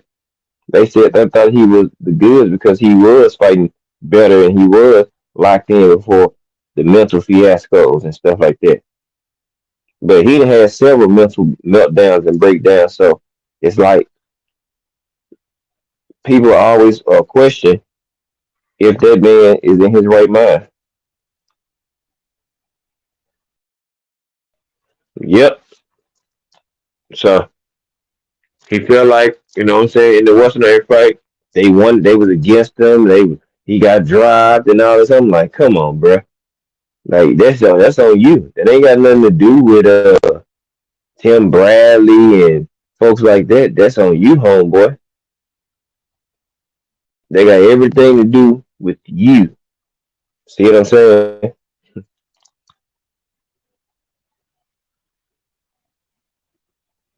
Everything to do with you and how you move and how you look at shit. That's what you and your daddy, you know what I'm saying, probably on the cloud was talking about. And he probably got you to say it. And now you cause friction over there with Timothy Bradley and Andre Ward. You've been calling out Tank Devin. You know what I'm saying? You fighting Josh Taylor. You know what I'm saying? Like, look at all the other different turns and twists and dinks and dunks for attention that T.O. is creating. And the sad part about it, people are going to buy into it. They're going to buy it. I'm not saying it's going to change a massive percentage and make people want to tap in and see it. But more people are going to start putting more eyes on it because T.O. is creating attention for himself.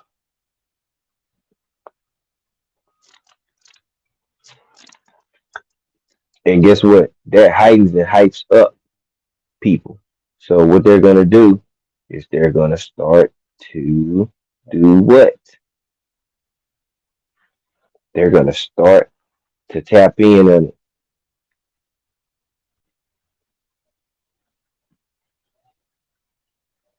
Yeah, you know what I'm saying? That's why I said he felt like when he got dropped against uh Cambosos, that they was cheering against him and was against him and stuff. I'm like, man, this nigga out his rabbit ass mind, y'all. See, this is what happens. This is exactly what happens when you get too caught up and think you bigger than what you are, and then you have to get brought back down to earth. You know what I'm saying? It's a humbling uh, experience for some. See what I'm saying? It's a humbling experience. So a lot of them don't know how to take it and handle that thing. So people like Tio, they gonna keep talking and they gonna keep talking and he gonna keep talking. Cause guess what? It's he needs that to pair with his career because he see that skill wise, he ain't good. He ain't as good as he thought he was. So guess what? He's gonna keep talking and doing certain stuff because that helps his career. See what I'm saying? That helps him be more of a draw and keep more attention on him.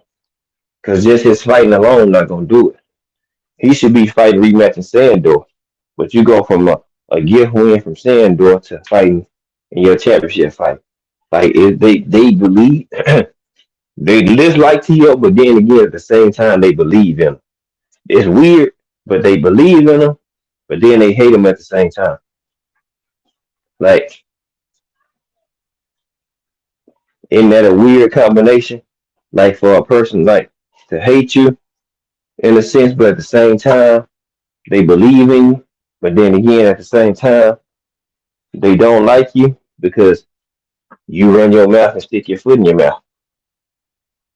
See what he just said against Top Rank. Now I think he put himself in a weird position, and you dealing yet again with Top Rank. I don't know what was going through bruh head, but last thing you don't want to do is shit on Top Rank, bro. Like the last thing you want to do is try to take a dump on Top Rank. You work with them. You don't know you and your daddy ain't figured out yet. You tried to leave them and go to the Dunn King, to Triller. Had to come back, get less money for who? And fight with Top Rank. You're not in position to be messing up like this. You're not in position. You done lost, you're not a champ, but they giving you yet again another shot at glory.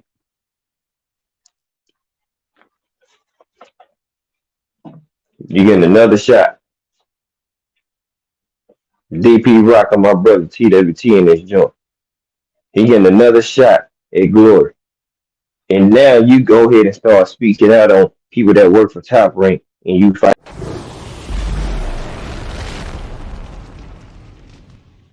What's wrong with this boy? Don't you know Bob Aaron will get you robbed? He gave you a gift the last time. He can take away the gift from you. You see what I'm saying? Bob Aaron can give you a gift and he can take a gift away from you. You can't get right, and you over here getting gifts. You got a gift against Sandor, and you want to start talking crazy. Bob Aaron likes Josh Taylor too. Why you think he done allowed him to drop every other belt except for the ring and the WBO? Yeah, y'all noticed. He allowed Josh Taylor to drop every belt but the WBO. I wonder why he allowed him to keep the WBO. I wonder why. Because guess what? If he wanted to push the needle, he still can get push for Josh Taylor and Terrence Crawford if need be, as a back pocket fight. Because Terrence Crawford refuses to relinquish that WBO strap.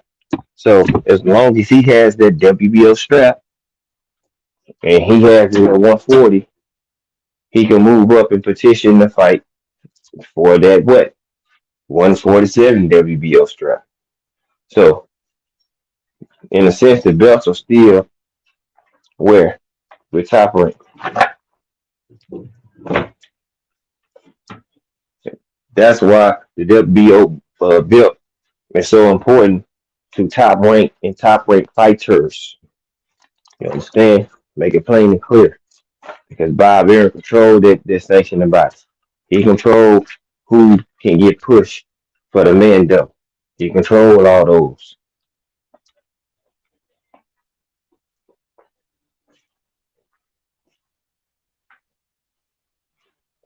Yep, that too.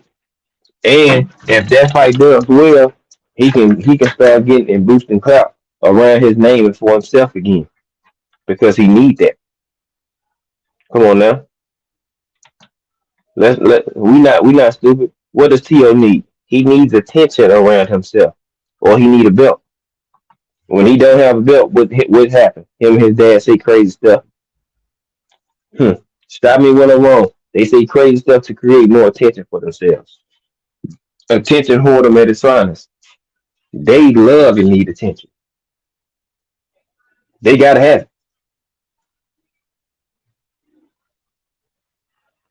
They gotta have it. Either T.O. or his daddy gonna crave for it. One of the two.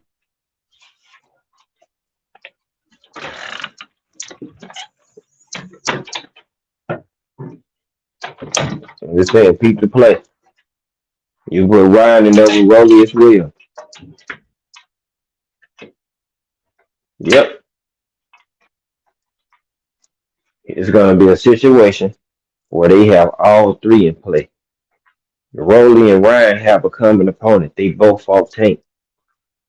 You see what I'm saying? T.O. doesn't, but he creating noise and creating a lot of fluff to circle around himself, which brings attention, which brings possibly more eyes and viewership. It is no coincidence that he said this out of the clear blue sky. Now you got Andre Ward to react. It wasn't the reaction he thought. He thought he was going to get more out of it. But guess what? You still got him to respond, which means people are going to talk about Andre Ward responding to you, which they are now. They're talking about that now. Andre Ward response said it never happened, and little homie need prayer. That's all. That's all he said. That's it. That's all they said. Yeah, huh? Uh-huh. Who's he talking to? So there's that. Grab this. So T.O. he doing this for clap. He finna clap. He finna cap. And he finna clap his hard. He need attention. Tank just sold a million pay-per-views. Ryan was a part of it. He connected and close to them. He needs something to bring some attention because he ain't fighting nobody else that's really gonna bring that status of attention to him. Let's just keep it a book. So either T.O. Senior or Ryan gonna start doing saying some stupid stuff. Guarantee you. I know. Financially, I know without a shadow of a doubt. Spiritually, mm-hmm. So prepare for it. It is on the way. I know that these dudes love that attention. I'm telling you. Rolly ain't saying too much right now. He's saying enough. But but you let him get that belt and watch the shift in his energy and how much he talking. Oh, it's definitely a coming. It's coming. It's coming. I wouldn't be surprised if he start calling back Tank out. Rolly win, he gonna start talking shit to Tank. Oh yeah, you might sell pay views, but you ain't even got a real belt. You ain't even a champion. I'm a champion. You see what I'm saying? Now you have a belt at 140. That's a super belt. You can create a buzz in the narrative to try to persuade Tank to want to fight you at 140. Tank can have a belt there. You see, it's a number of ways and shit that can play out. Ryan get that same belt. It can be the same thing. Tank Davis, and Ryan gonna see a rematch for a belt on the line this time. Think about that.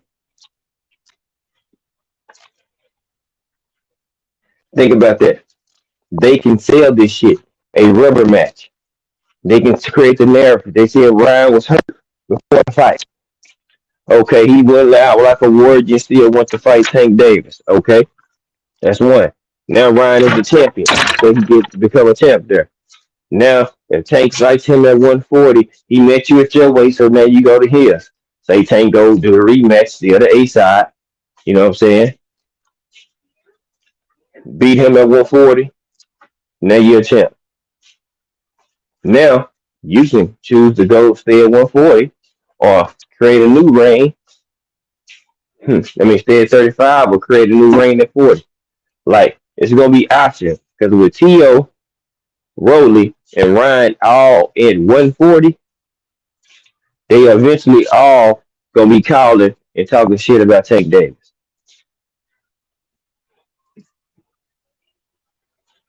Yeah. Don't think for 1 second that they not because they are. They definitely are.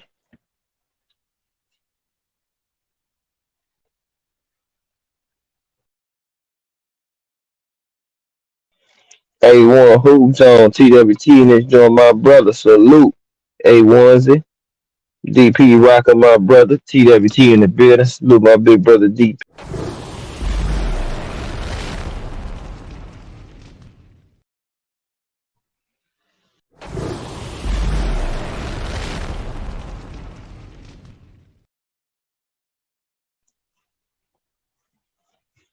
You know what I'm talking about?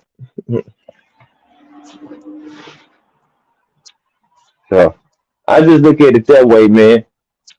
Either way it go, all three of them have a chance and have something that can get them a potential clout chase and get people to wanna possibly want to see another fight between two of the opponents or, you know what I'm saying, get Tito in the mix too. I mean, there's a number of ways they can twist it and boom. Whether we wanna see it or not, they still can push and get fights. They don't involve our fighters. Like the Dale and Shakurs and Tank, I mean the Franks and things like that. So they know him better than they do. They almost got a lot of school in there.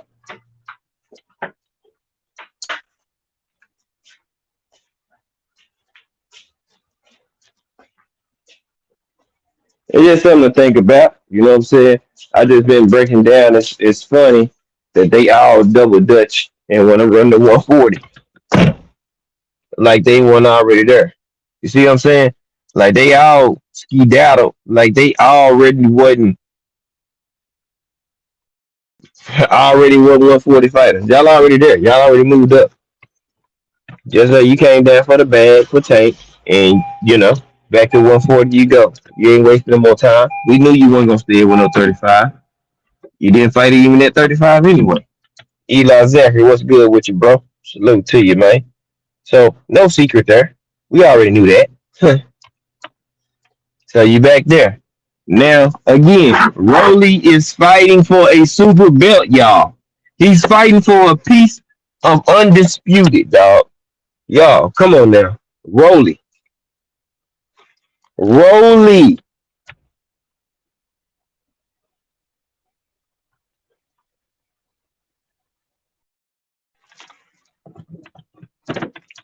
Sometimes I have to just sit back and just process that Rolly is fighting for a piece for undisputed. Now, off of KO loss, where he fell through the ropes. He was laying there and left the ring early because he was embarrassed. trying to find himself, looking and searching, trying to figure out where the fuck he was. Yeah, that got him a super fight, a chance for a championship belt to get a piece of undisputed. Yeah, it's more disappointing now that Gary Antoine didn't take that fight because now look at the ramifications there. Look who we got possibly can be the future champion at 140 when you could have been that. But Jay hurry up and got you a replacement because they wanted to put somebody else in that joint.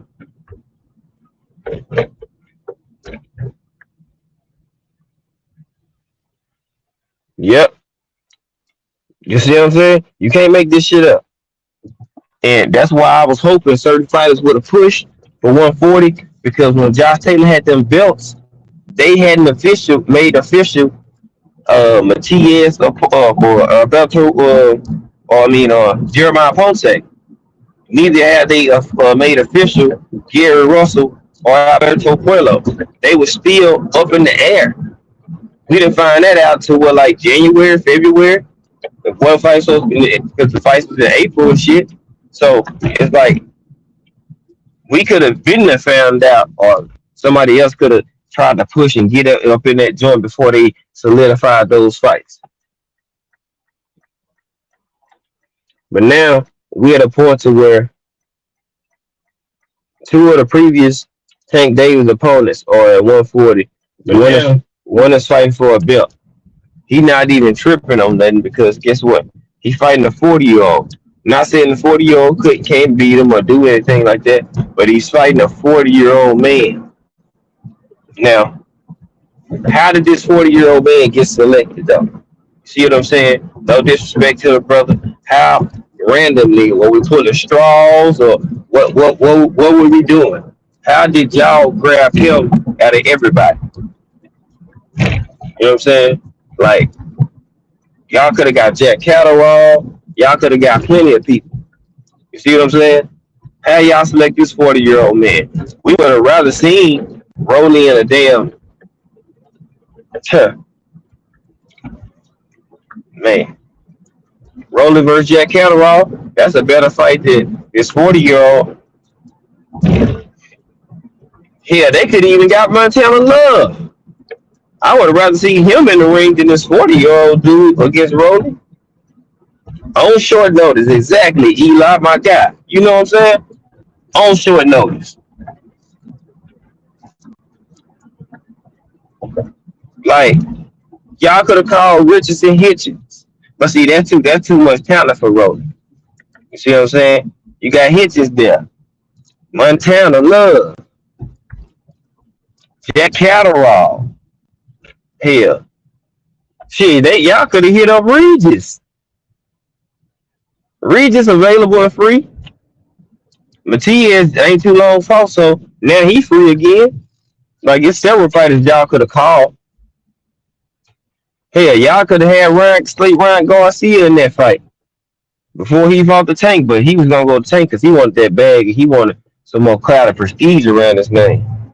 And if you attach your name to Tank, that's bigger than going to get this better at 140 for right now. In this current moment it is, but for your legacy, it'll stand and hold up better, it'll age better.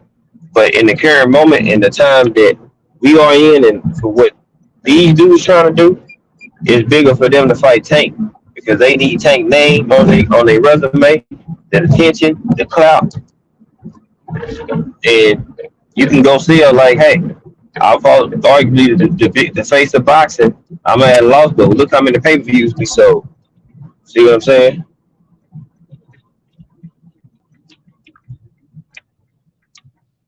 Yeah. Yeah, Quee. Yeah, honey bun.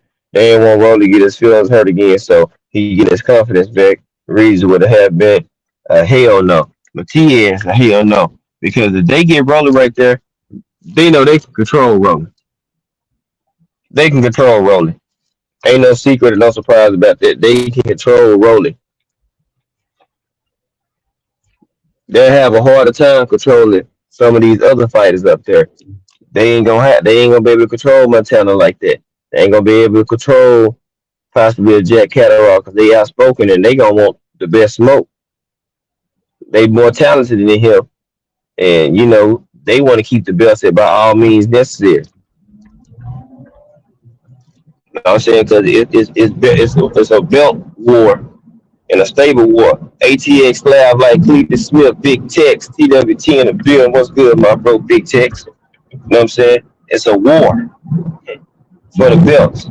And promotional companies, they want to get many belts they can in their stable because it's easy to make championship in-house fights when you got the belts on your side or in your stable. See, if Bob Aaron was smart, he would make sure he keep there by all costs.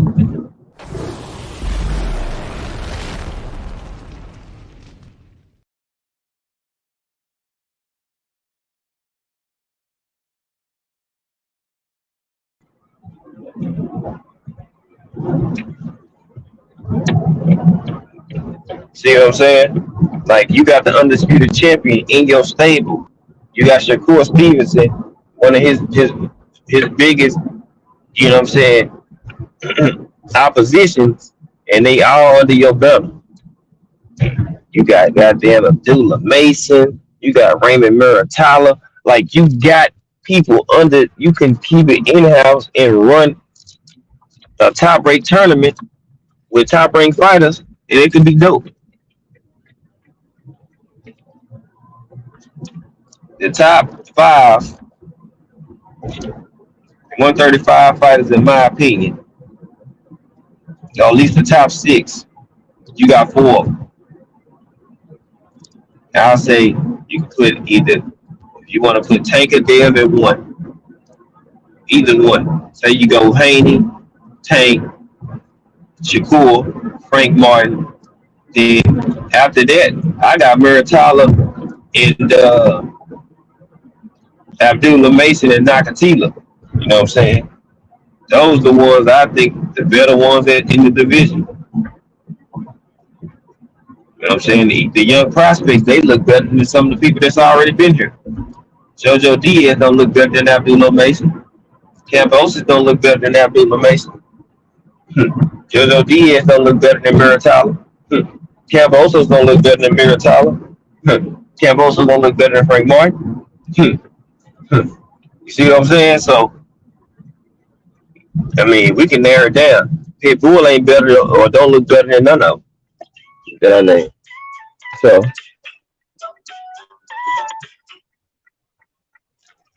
you know what I'm saying? That's how I'm looking at it, man.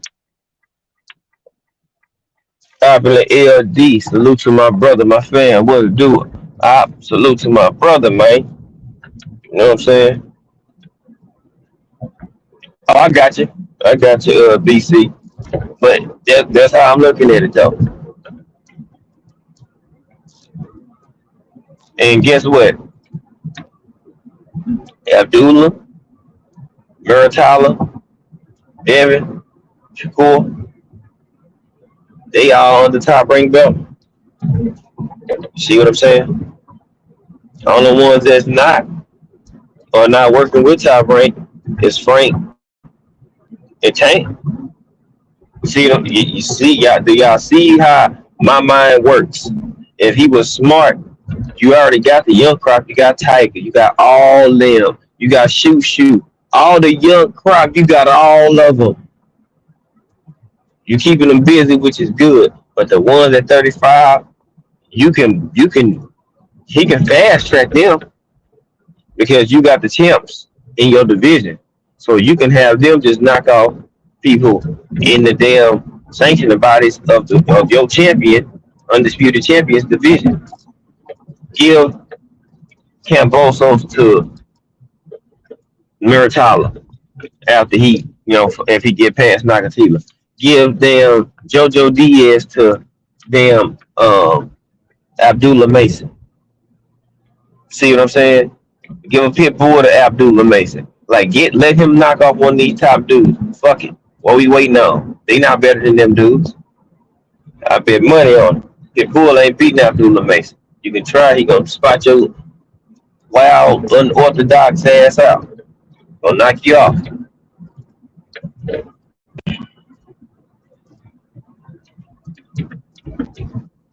You know what I'm saying? So that's where I'm at with mine. Like, shoot, ain't time is down. They the future. Some of these dudes, 33, some of them 30. Most of the 35 fighters, they pretty much in their prime. Tank being pretty much the eldest. You know what I'm saying? At 28, Frank Martin 27. See what I'm saying?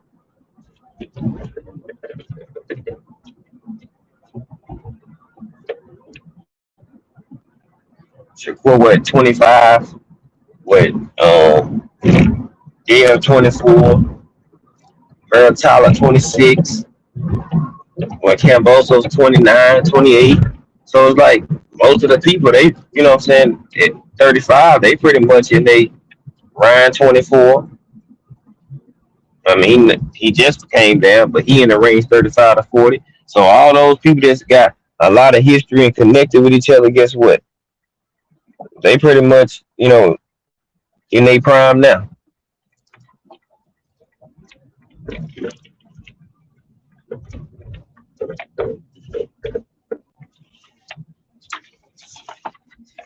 It's all about how they want to run it though. That's what I realized. Whoever they feel like they want to be their next it guy, that's who they gonna get a shot to. So if they want Ryan to be the next it guy, they gonna let Rolly get to the belt, and they gonna slot him in there with Rolly and let him beat Rolly, and he gonna be a champ again because they want Ryan to be a champ. You see how many people tapped in and viewed him? People believe in Ryan, whether we believe in him like that or not. Some of these suits and these saying these check cutters, they believe in that guy. And if T.O.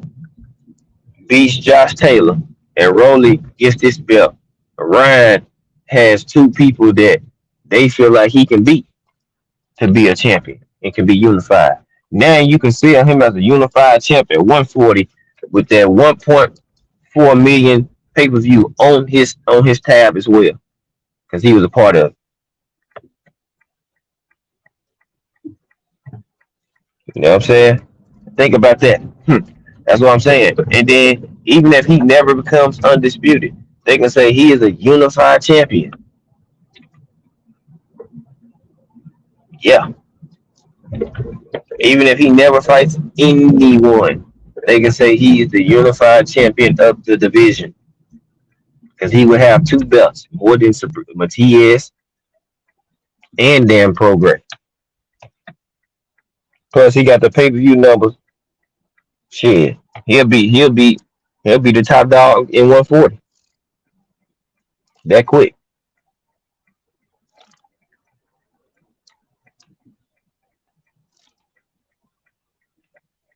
Let Rolly win.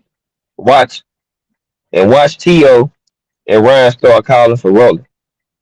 Once all these people start calling for Rolly, let Rolly win this belt.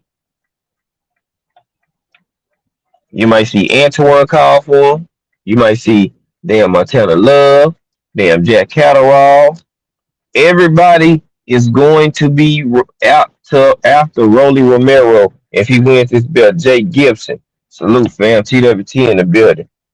I'm telling y'all, Rolly win that belt, he gonna be the hottest topic at 140 because they gonna be like that's the easiest belt to go get. You just gotta worry about not getting hit with a clean one on it.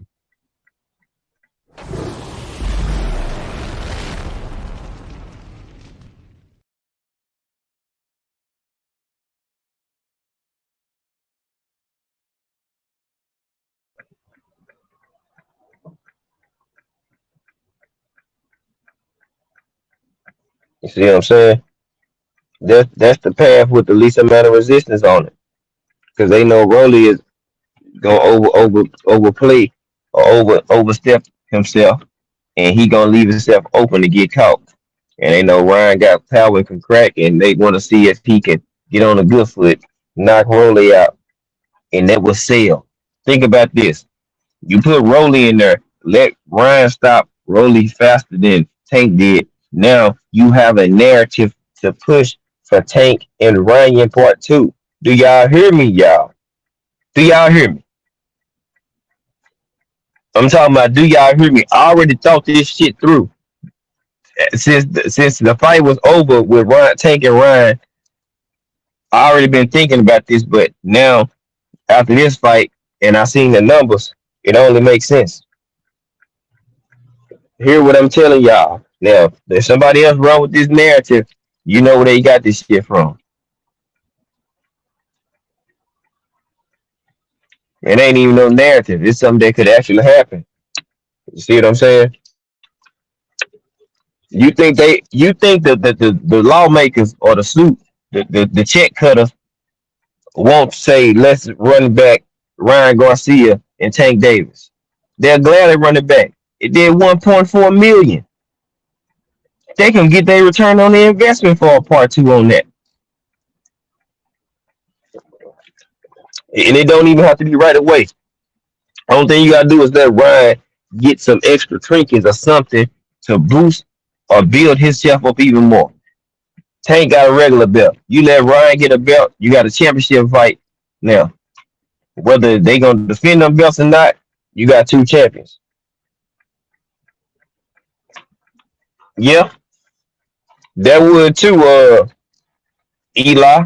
But the fact that they done sold, it don't matter where he go. If they link him with Tank Davis again, they gonna buy it. People gonna be like, hell yeah, let's try to make that. Somebody be glad to pick him up and try to get a part two with Tank, especially if he able to become a champion at 140. Now you can say, okay, let's do this fight at 140 for a belt, the rematch. Now Ryan came down for you. Now you go up 5 pounds with him like you did for Barrios. This time you'll be fighting for a super, not a regular belt.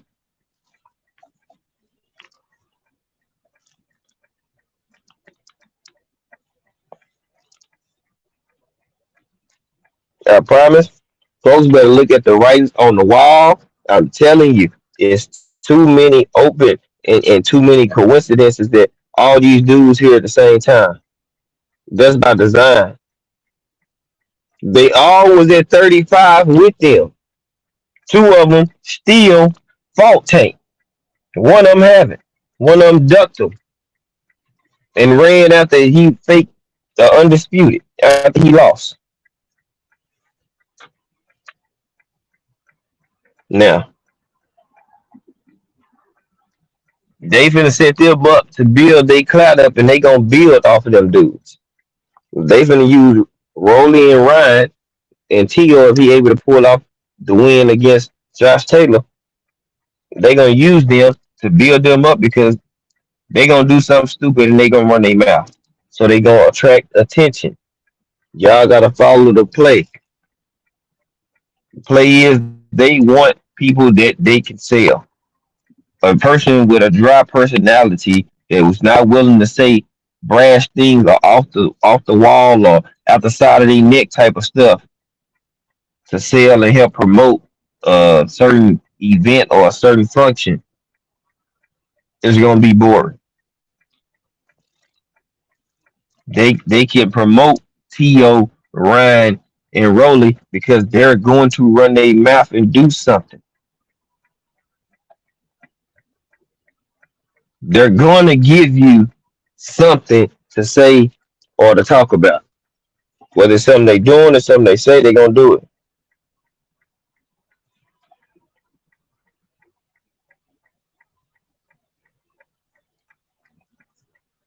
Now, sound like a good theory, but he just did 1.4 million with them though. A1. That shit will make Tank go to 140. If he can do another 100 million, that'll make his ass go to 140. Rehydration clause has been around since forever. Conscionery. What's good, bro? Salute to you. Rehydration clause has been around since Hagler Hearns. Before Hagler Hearns. Like, so it's nothing new when it comes to rehydration clauses. People just don't talk about them because they have them. They know what they signed up for. So why make a big deal about something that you already agreed on? I'm just saying. I'm just saying.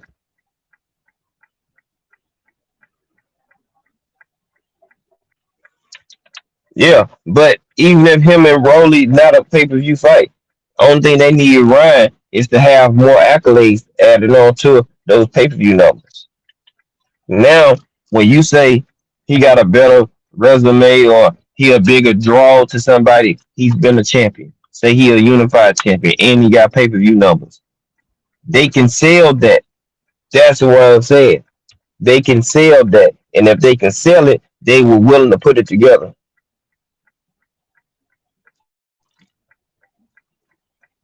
If Ryan get unified champion at 140 on his status, along with having 1.4 million pay per views sold for one fight, he is the biggest draw at 140.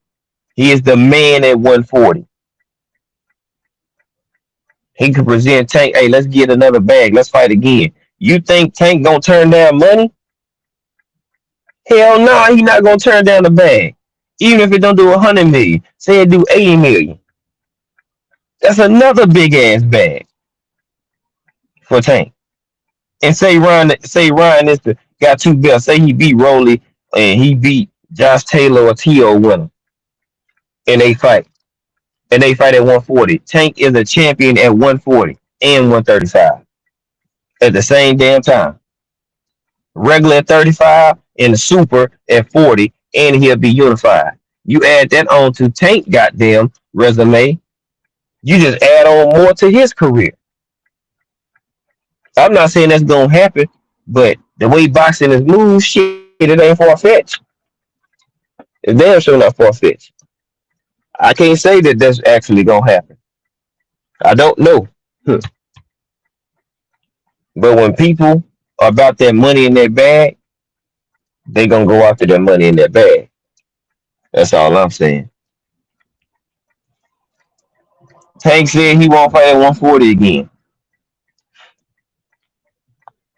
Cool.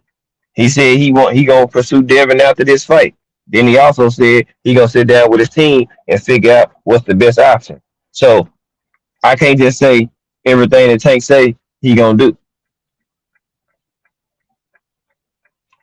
See what I'm saying? You saying we gonna weigh out the best option, see what's what, and we gonna holler at you after May 20. That's two different things. I'm not so much worried about Gary Antoine right now. I'm be honest, he got other things he gotta get situated and get past. All one they work is Taylor, Matias, and Prograde right now. They gonna have to worry about. But what I'm saying is, shit, Rolly is in a position to get a belt. Who is the easy of the champions at 140 possibly to be if it happens that way to go out there and get a fight with? Rolly would be. So if Ryan wanted the quick belt and here he be a champion, they put some more clout upon his name. He gonna go after Rolly. Even if Ryan don't go after another belt up there, as long as he has a super belt that brings more attention and clout to his name. Antoine forked up his opportunity to get to be fighting for this belt that Rolly is fighting for. Antoine is good, but he got some holes he got to address. Otherwise, he'll have trouble with Ryan too. He'll have trouble with Ryan. Because if you got older fighters that's catching you straight down the pipe, then you got issues you gotta address. You know what I'm saying? Antoine said that boy Pueblo was beneath him. Passed up on that. I don't know all the other details or ramifications behind it, but that was your chance. But he got a few holes he got to tighten up because I see Antoine. He a damn talented fighter. He got the skills, but he fight at one gear the whole time, and you got to be able to control the distance and the control the cruise ship in that ring. And if you just coming forward, and you're not boxing as well, you're gonna walk yourself into getting caught with something.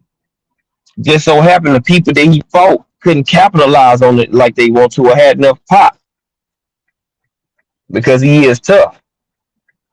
But what if you go in there with the same deficiencies and fight a Matias or a Prograde? That ain't good.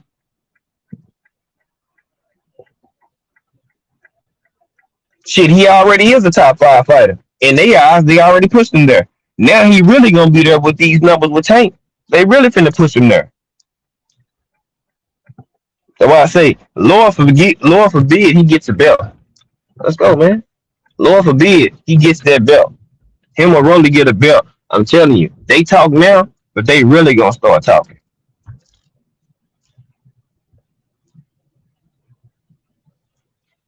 Yeah, they already got him at Brian and T.O. in the top 10.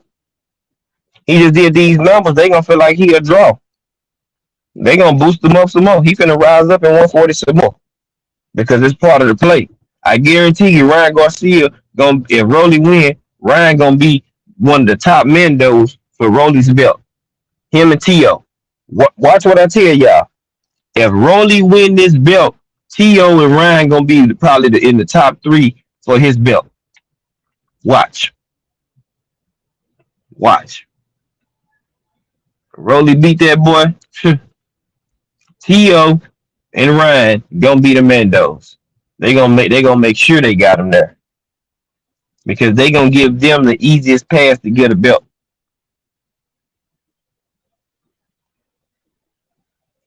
Yeah, Antoine in his last three fights, his defensive acumen has been getting worse and worse. Now they got other stuff going on, could be very well, you know what I'm saying, with the deaths in the family and things of that nature. A lot of that stuff could have been just a lot. You got, Mr. Gary Russell as the trainer. He still wanna fight, but at the same time, he gotta train his brothers. You know what I'm saying? They got a lot going on. But some stuff, you know what I'm saying, I can't say that's what it is. Some stuff is just a habit that you use, that you are accustomed to. You see what I'm saying? Mm-mm. Mm-mm. Hey, cuz, that ain't self-destruct mode. That's for attention and clout. That's purposely done. He trying to sell this fight, so he need to create and stir up something. So what T.O. doing, they know exactly what they doing. This is purposely done.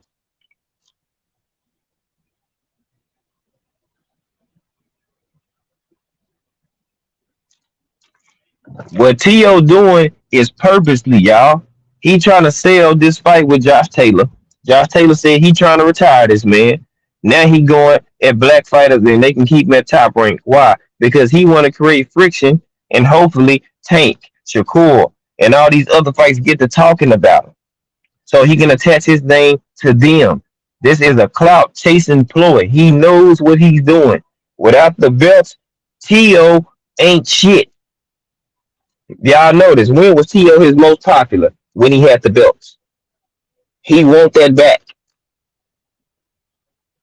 He ain't in self-destruct mode. He is purposely doing this. He wants attention for this. And he know what to do. Watch. Now he said that now his daddy finna get to talking some more. Then he gonna get to talking some more. So people can build up this attention cloud and attach it to his Josh Taylor fight. And hopefully people go in here and go buy the fight and watch him fight Josh Taylor.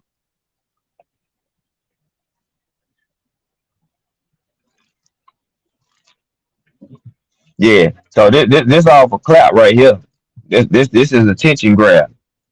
He see Tank them just did this, Ryan them did this, Devin trying to fight Loma. You know what I'm saying? So it's like you got to do something. You fighting for a belt. Loma and them fight for undisputed. Which fight is bigger, Dev and Loma, than compared to T.O. and uh than Josh Taylor? For one, Josh Taylor. Both. What's funny is they put both fighters in the ring that got robbery wins. T.O. got a robbery win against whom? Hmm. Sandor Martin. Josh Taylor got a robbery win against whom? Jack Catterall. So they put both of the people that got robbery gifted wins in the ring with each other.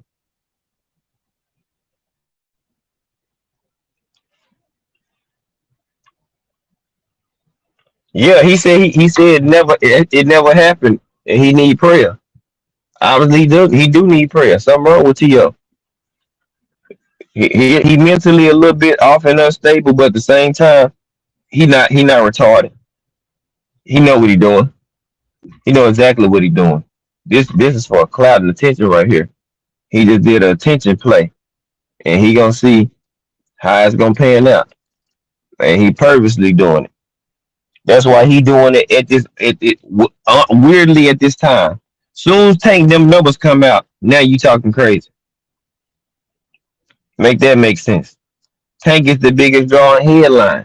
They fight over with. They still talking about Tank and Ryan in the numbers. Tank Ryan in the numbers. Tank Ryan in the numbers. Devin Loma. Devin Loma. Who is talking about Josh Taylor and Teofimo Lopez?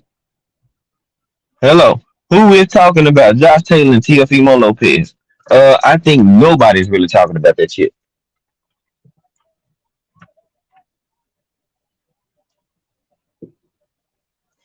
Yeah, but it's the easiest division to take over right now. What's up, buddy? What's up, big girl? It, mm-hmm. It's the easiest. Who is that? Get your toe up. Okay, Carter, it ain't that bad. But it's about what division can they insert themselves in and take over. 140 is it. I mean, 135 they're not gonna get it. 147 they not gonna get it. 154 they not gonna get it. Not actually. 130. 130 is pretty much kind of hard to get. You got Oshaki there, and I mean, like, call y'all. I'm on live here. We get on. Oh. Phony, hey, Carter, chill with that. Hey, calm down with all that. Calm down. What did I just say? You. Hi, Coach Taylor. Hey, Carter. I love Coach Taylor. Why? Yeah. Is that something to be wrong about? Oh. That's all I'm saying. They can't really do nothing in other divisions for these dudes because they just not really either talented enough to stack up, stop, or they already done lost to him. Like T.O. lost to Cambosos and Camp Cowie. Chill with the singing. And now T.O. got washed. I mean, Cambosos got washed twice. And you got dropped and beat by Cambosos. Cambosos couldn't even drop there. So that's why I'm saying there's levels to this joint. They know exactly what they doing. T.O., Ryan, and Rolly don't stand a chance at 35. So they finna try them at 40. Trial and error. They treat them like lab rats. It's a trial and error period. They gonna see, oh, he came down. They ain't good enough to beat him. Okay, well, do they think Regis is more talented than Tank? Maybe, maybe not. Do they think McKee is here? Maybe, maybe not. We don't know. But neither Regis or Matias is a draw like that. They ain't selling tickets like that. But guess what? They can go up there and be a champion, get a belt, and still clout chase off of Tank Davis' name. Two of them already fight him. Only thing you gotta do is put it in the fans' head that you want to see a Rolly or a Ryan rematch. You tell the right people and they gon' you put it in the right people's hands, they gonna start to try to formulate it, especially if they want to see it and think it's gonna sell again. Who said it can't do 800 to a million again? We don't know that. They want to make money. So guess what? They gonna always consider that joint. That's what I'm trying to tell folks. Yeah, but it fizzled because he left. He scrambled out of there so fast and went to 140. He kind of lost some luster. Then when he got a gift win against Sandor, he lost more luster. Now you go from a gift win with Sandor to fighting a champion. Josh Taylor got a gift win. So they looking at Josh Taylor kind of last decline and trying to get and let T.O. try to hop on and capitalize now. But he gonna have some trouble with Josh Taylor. But Josh Taylor a lot more physical than he think or he might know or be aware of. Yeah, I can't get that. Being Sonic home. Yep. I mean he could, but at the same time, Camboso's No. not gonna bring that draw. Now T.O. them want a bag. Remember they talking about 10 million and all this other stuff, and they trying to get a bigger bag when it came to when they left and we trying to make it the fight with Triller. They want some money, so they need clout, they need attention. They lost a lot of it because he ain't no champion. They still trying to push him and stuff, but what if you put a strain on his top rank pushing support, saying you can have them black fighters and keep them and all that and things like that. You don't know what they gonna have in the play, and they like Josh Taylor. Hey, please. Why you think they remaining and keeping him with that damn WBO belt? He dropped all belts but that one. You think about it. Make it make sense. Out of all belts you kept the WBO. Why? Because if anything or everything else fails with Josh Taylor, they can try to send him up to 47 and be ranked in the WBO because he's the WBO champ and be a media mandatory for Terrence Crawford. Still, you still got that fight in the clip. So T.O. better be careful all around because it might be a fixed end for him too. While he thinking everything cool, he keep that WBO. Bob Arum got Josh Taylor. He can make the Terrence Crawford. He can, you know what I'm saying, whichever way he want to push it that way. If he want to go up, he beat T.O. Say he beat T.O. They gonna send Josh Taylor straight after rolling. It's all about who get him first. Ryan not with top rank, so he gonna be outside looking in, and Bob Arum gonna jump on the chin. Mark my words. This how Josh Taylor gonna get his belt back. He beat Tio. If he beat Tio, Rolly win. They gonna try to make Josh Taylor and Rolly Romero. He beat Rolly. Now he got two of his belts back. I mean, he got one. He got still got the ring belt. Burns Bridge is about to be over. Yep. Mm-hmm. For Mayweather. Lopez number one item. Yep. Can we get Frank Martin and Pitbull Cruz? Or can we get Keisha? Man, Keisha and them be talking, man. They ain't really trying to get that Frank smoke. So since I said so they want to make excuses depending on who it is of the fighter about the number of fights. I'm only 8 fights in, but you're talking greasy. Okay. Let's see Abdullah Mason and Keisha Martin. You see what I'm saying? We got somebody with around the same amount number of fights. He a little bit younger. You know what I'm saying? So yeah, let's see that. Give me Abdullah versus Keisha then.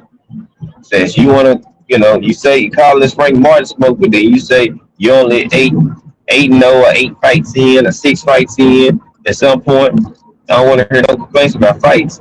Your last two opponents had well over 70 fights combined together. So I don't want to hear nothing about people that got so many fights or they got more experience. No, none of that. If you that guy, let's see that. Discount being, yep.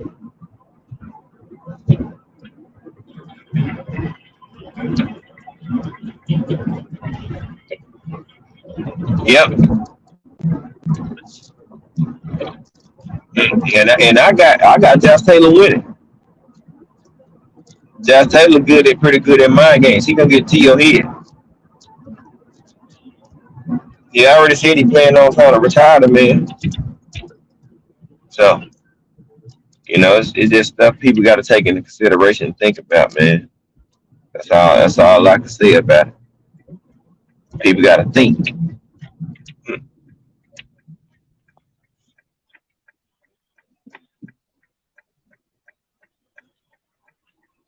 I just don't see it. Like Sandor touching you up. Josh Taylor can box pretty well. He may have a little bit more pop. He a true 40 pounder. Dad, can we get snacks? Hold on. So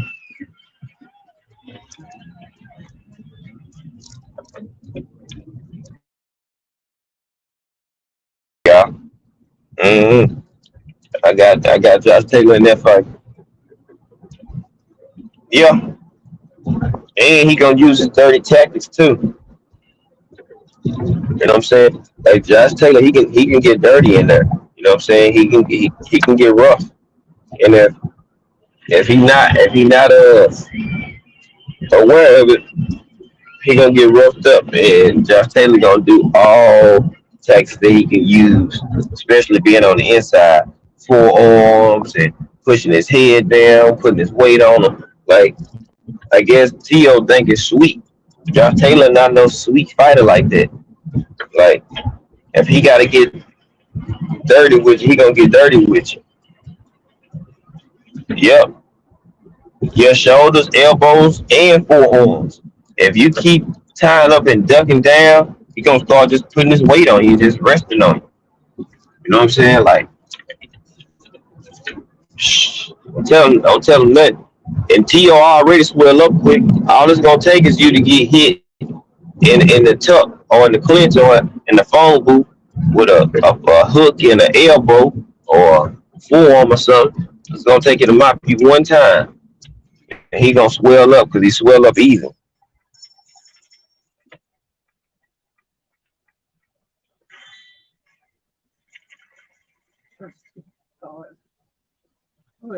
Yeah, Ramirez, man, yeah, I'm not high on him. He got one gear too. He fight the same way every time, and he ain't looked the best his last few fights either. Ramirez, I don't really know how good he is, to be honest. At this point now, then you kind of like ducked out this Regis fight, and you could have been fighting him. Like, nah, you elected to get married, and that's why Regis fought for the belt. You lost your lust and your opportunity when you chose to go get married because you could have been a champ again. That's on you. You made a life altering move. Congrats to him for it. But for your career, you dropped the ball. Now Regis got in the mix, got the belt, and now you was mad because you won the A side and Regis getting the belt. You not a draw, brother.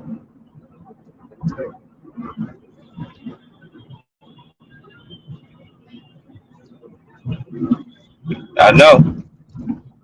I know.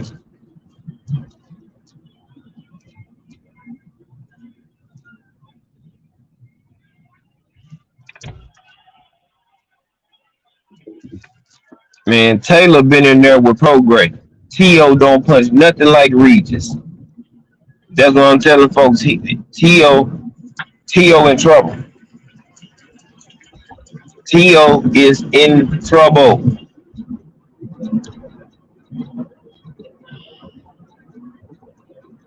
That Prograde is different because he can punch. For the T.O., nah, man, you in trouble.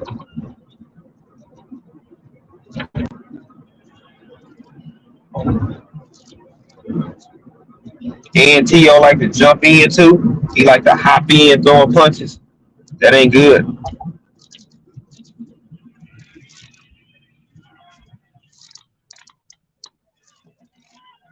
That ain't good.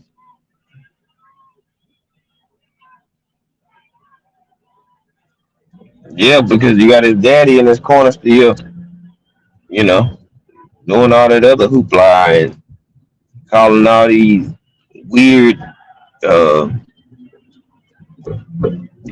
calls and chants and stuff. Knock him the hell out. That ain't no instructions. So, you know, I don't know. I don't know what to call it. I ain't even. It ain't good for him. He needs something else. He needs to get his daddy out his corner or make him an assistant. You need somebody. who is old school, straight to business coach, and gonna hold you accountable for what you do and what you say and what you might should say or what you might not want to say at all. That's what Tio gonna run into. That and people that can box. That's what I keep telling folks at 140. As I go, these fighters, this or that. Well, they struggle with boxers, man. They struggle with boxers. Regis, he struggled with boxers. Matias struggled with boxers. Yeah, they can come forward and put the pressure on, but what if your pressure don't work? Then what? Yeah, the last couple performances I already know, but he getting up for Tio. Mm-hmm. Because he don't like Tio. He say he good fighter, but he talk too much. So he gonna try to make an example out of Tio. Then he got to back up the fact that he said he gonna retire. You know what I'm saying? So them big boy words and big boy shoes to fill. So you gotta come on with it. You know what I'm saying? Oh, you gonna retire? Okay, bet that. Well, let's see then. Let us see. Let us see you do that. That means you better go in there and beat the lining out of this boy. Straight up. You should beat the lining out of him. No questions asked. If you're going to if you're gonna retire, it shouldn't be close at all, right?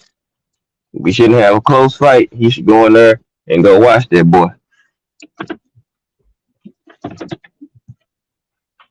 That's what that's what we should see there.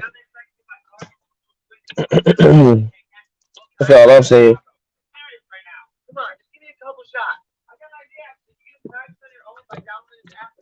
But man, I'm gonna go ahead and get on up out of here. Gotta get tapped in and get these kids in this house, man. I appreciate y'all as usual. I'm gonna get on here and get out the way.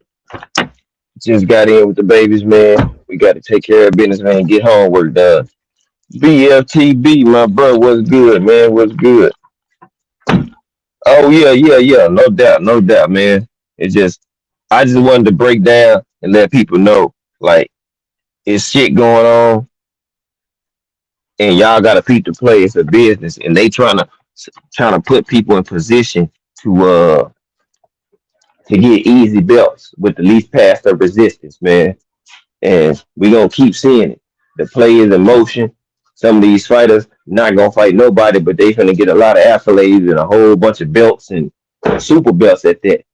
You know what I'm saying? That we actually care about for real champions to hold. But you know what I'm saying? I'm gonna get out the way. Y'all know BF and probably even to go on here in a minute. So you all already know what it is, man. I catch y'all tomorrow, man. I gotta get to it with these babies, man. Appreciate y'all. Y'all be good. Yeah, BF. Oh yeah, yeah, yeah, yeah. Barrios had one as well, bro. Barrios had one as well, man. Yes. Yeah, he had a hydration clause as well. So why is Ryan really complaining and going ape shit about it? And guess what? Look up the Nevada State Athletic Commission rules. If y'all haven't, pull up the Nevada rules. They was revised. Now somebody put up some fake rules. They got a 10-pound rehydration clause in Vegas anyway. So y'all can go pull it up for yourself. So why he tripping about a rehydration clause? They fought in Vegas, and you was gonna have to have a 10-pound rehydration clause anyway. That's why you know it was clapped from the whole point when Ryan was talking about it struggling to make weight. That was all the attention and clout ploy. Yeah, yeah. So I'm gonna get out the way. BF probably a tap in or you know what I'm saying, do something himself. And yeah, man, we do our homework over here, man. Shout out to my brother D Free. He dropped this piece of information off in my lap. Shout out to my brother D Free because he let me know, you know what I'm saying, and put me on with Barrios had this and said this 2 days ago. So yeah. Yep, con. exactly them too. But Nevada, due to all the people in the ring and stuff, if I'm not mistaken, they revised their rules to you can't come in the state of Nevada over 10 pounds for a fight.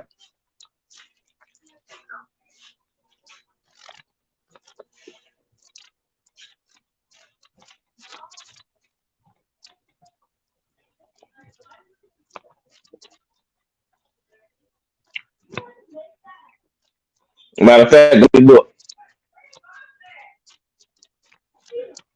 Yeah, it's right here too. Man, always good talking with y'all.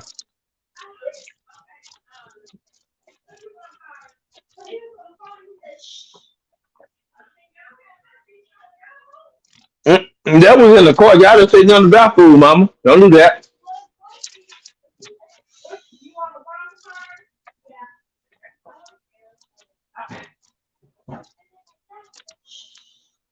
That's because y'all was talking loud, not about food, Chloe. Y'all was loud. That's why. I'm gonna make some.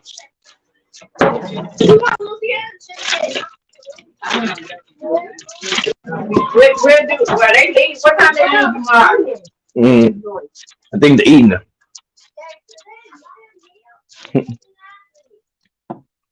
Hmm.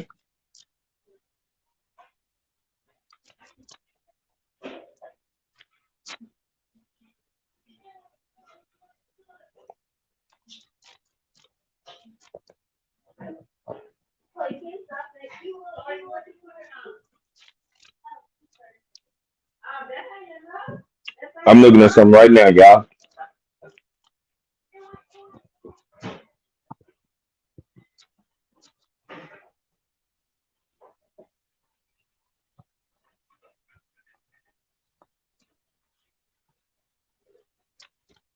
Mm-hmm. I'll be out of here though. Peace, my people.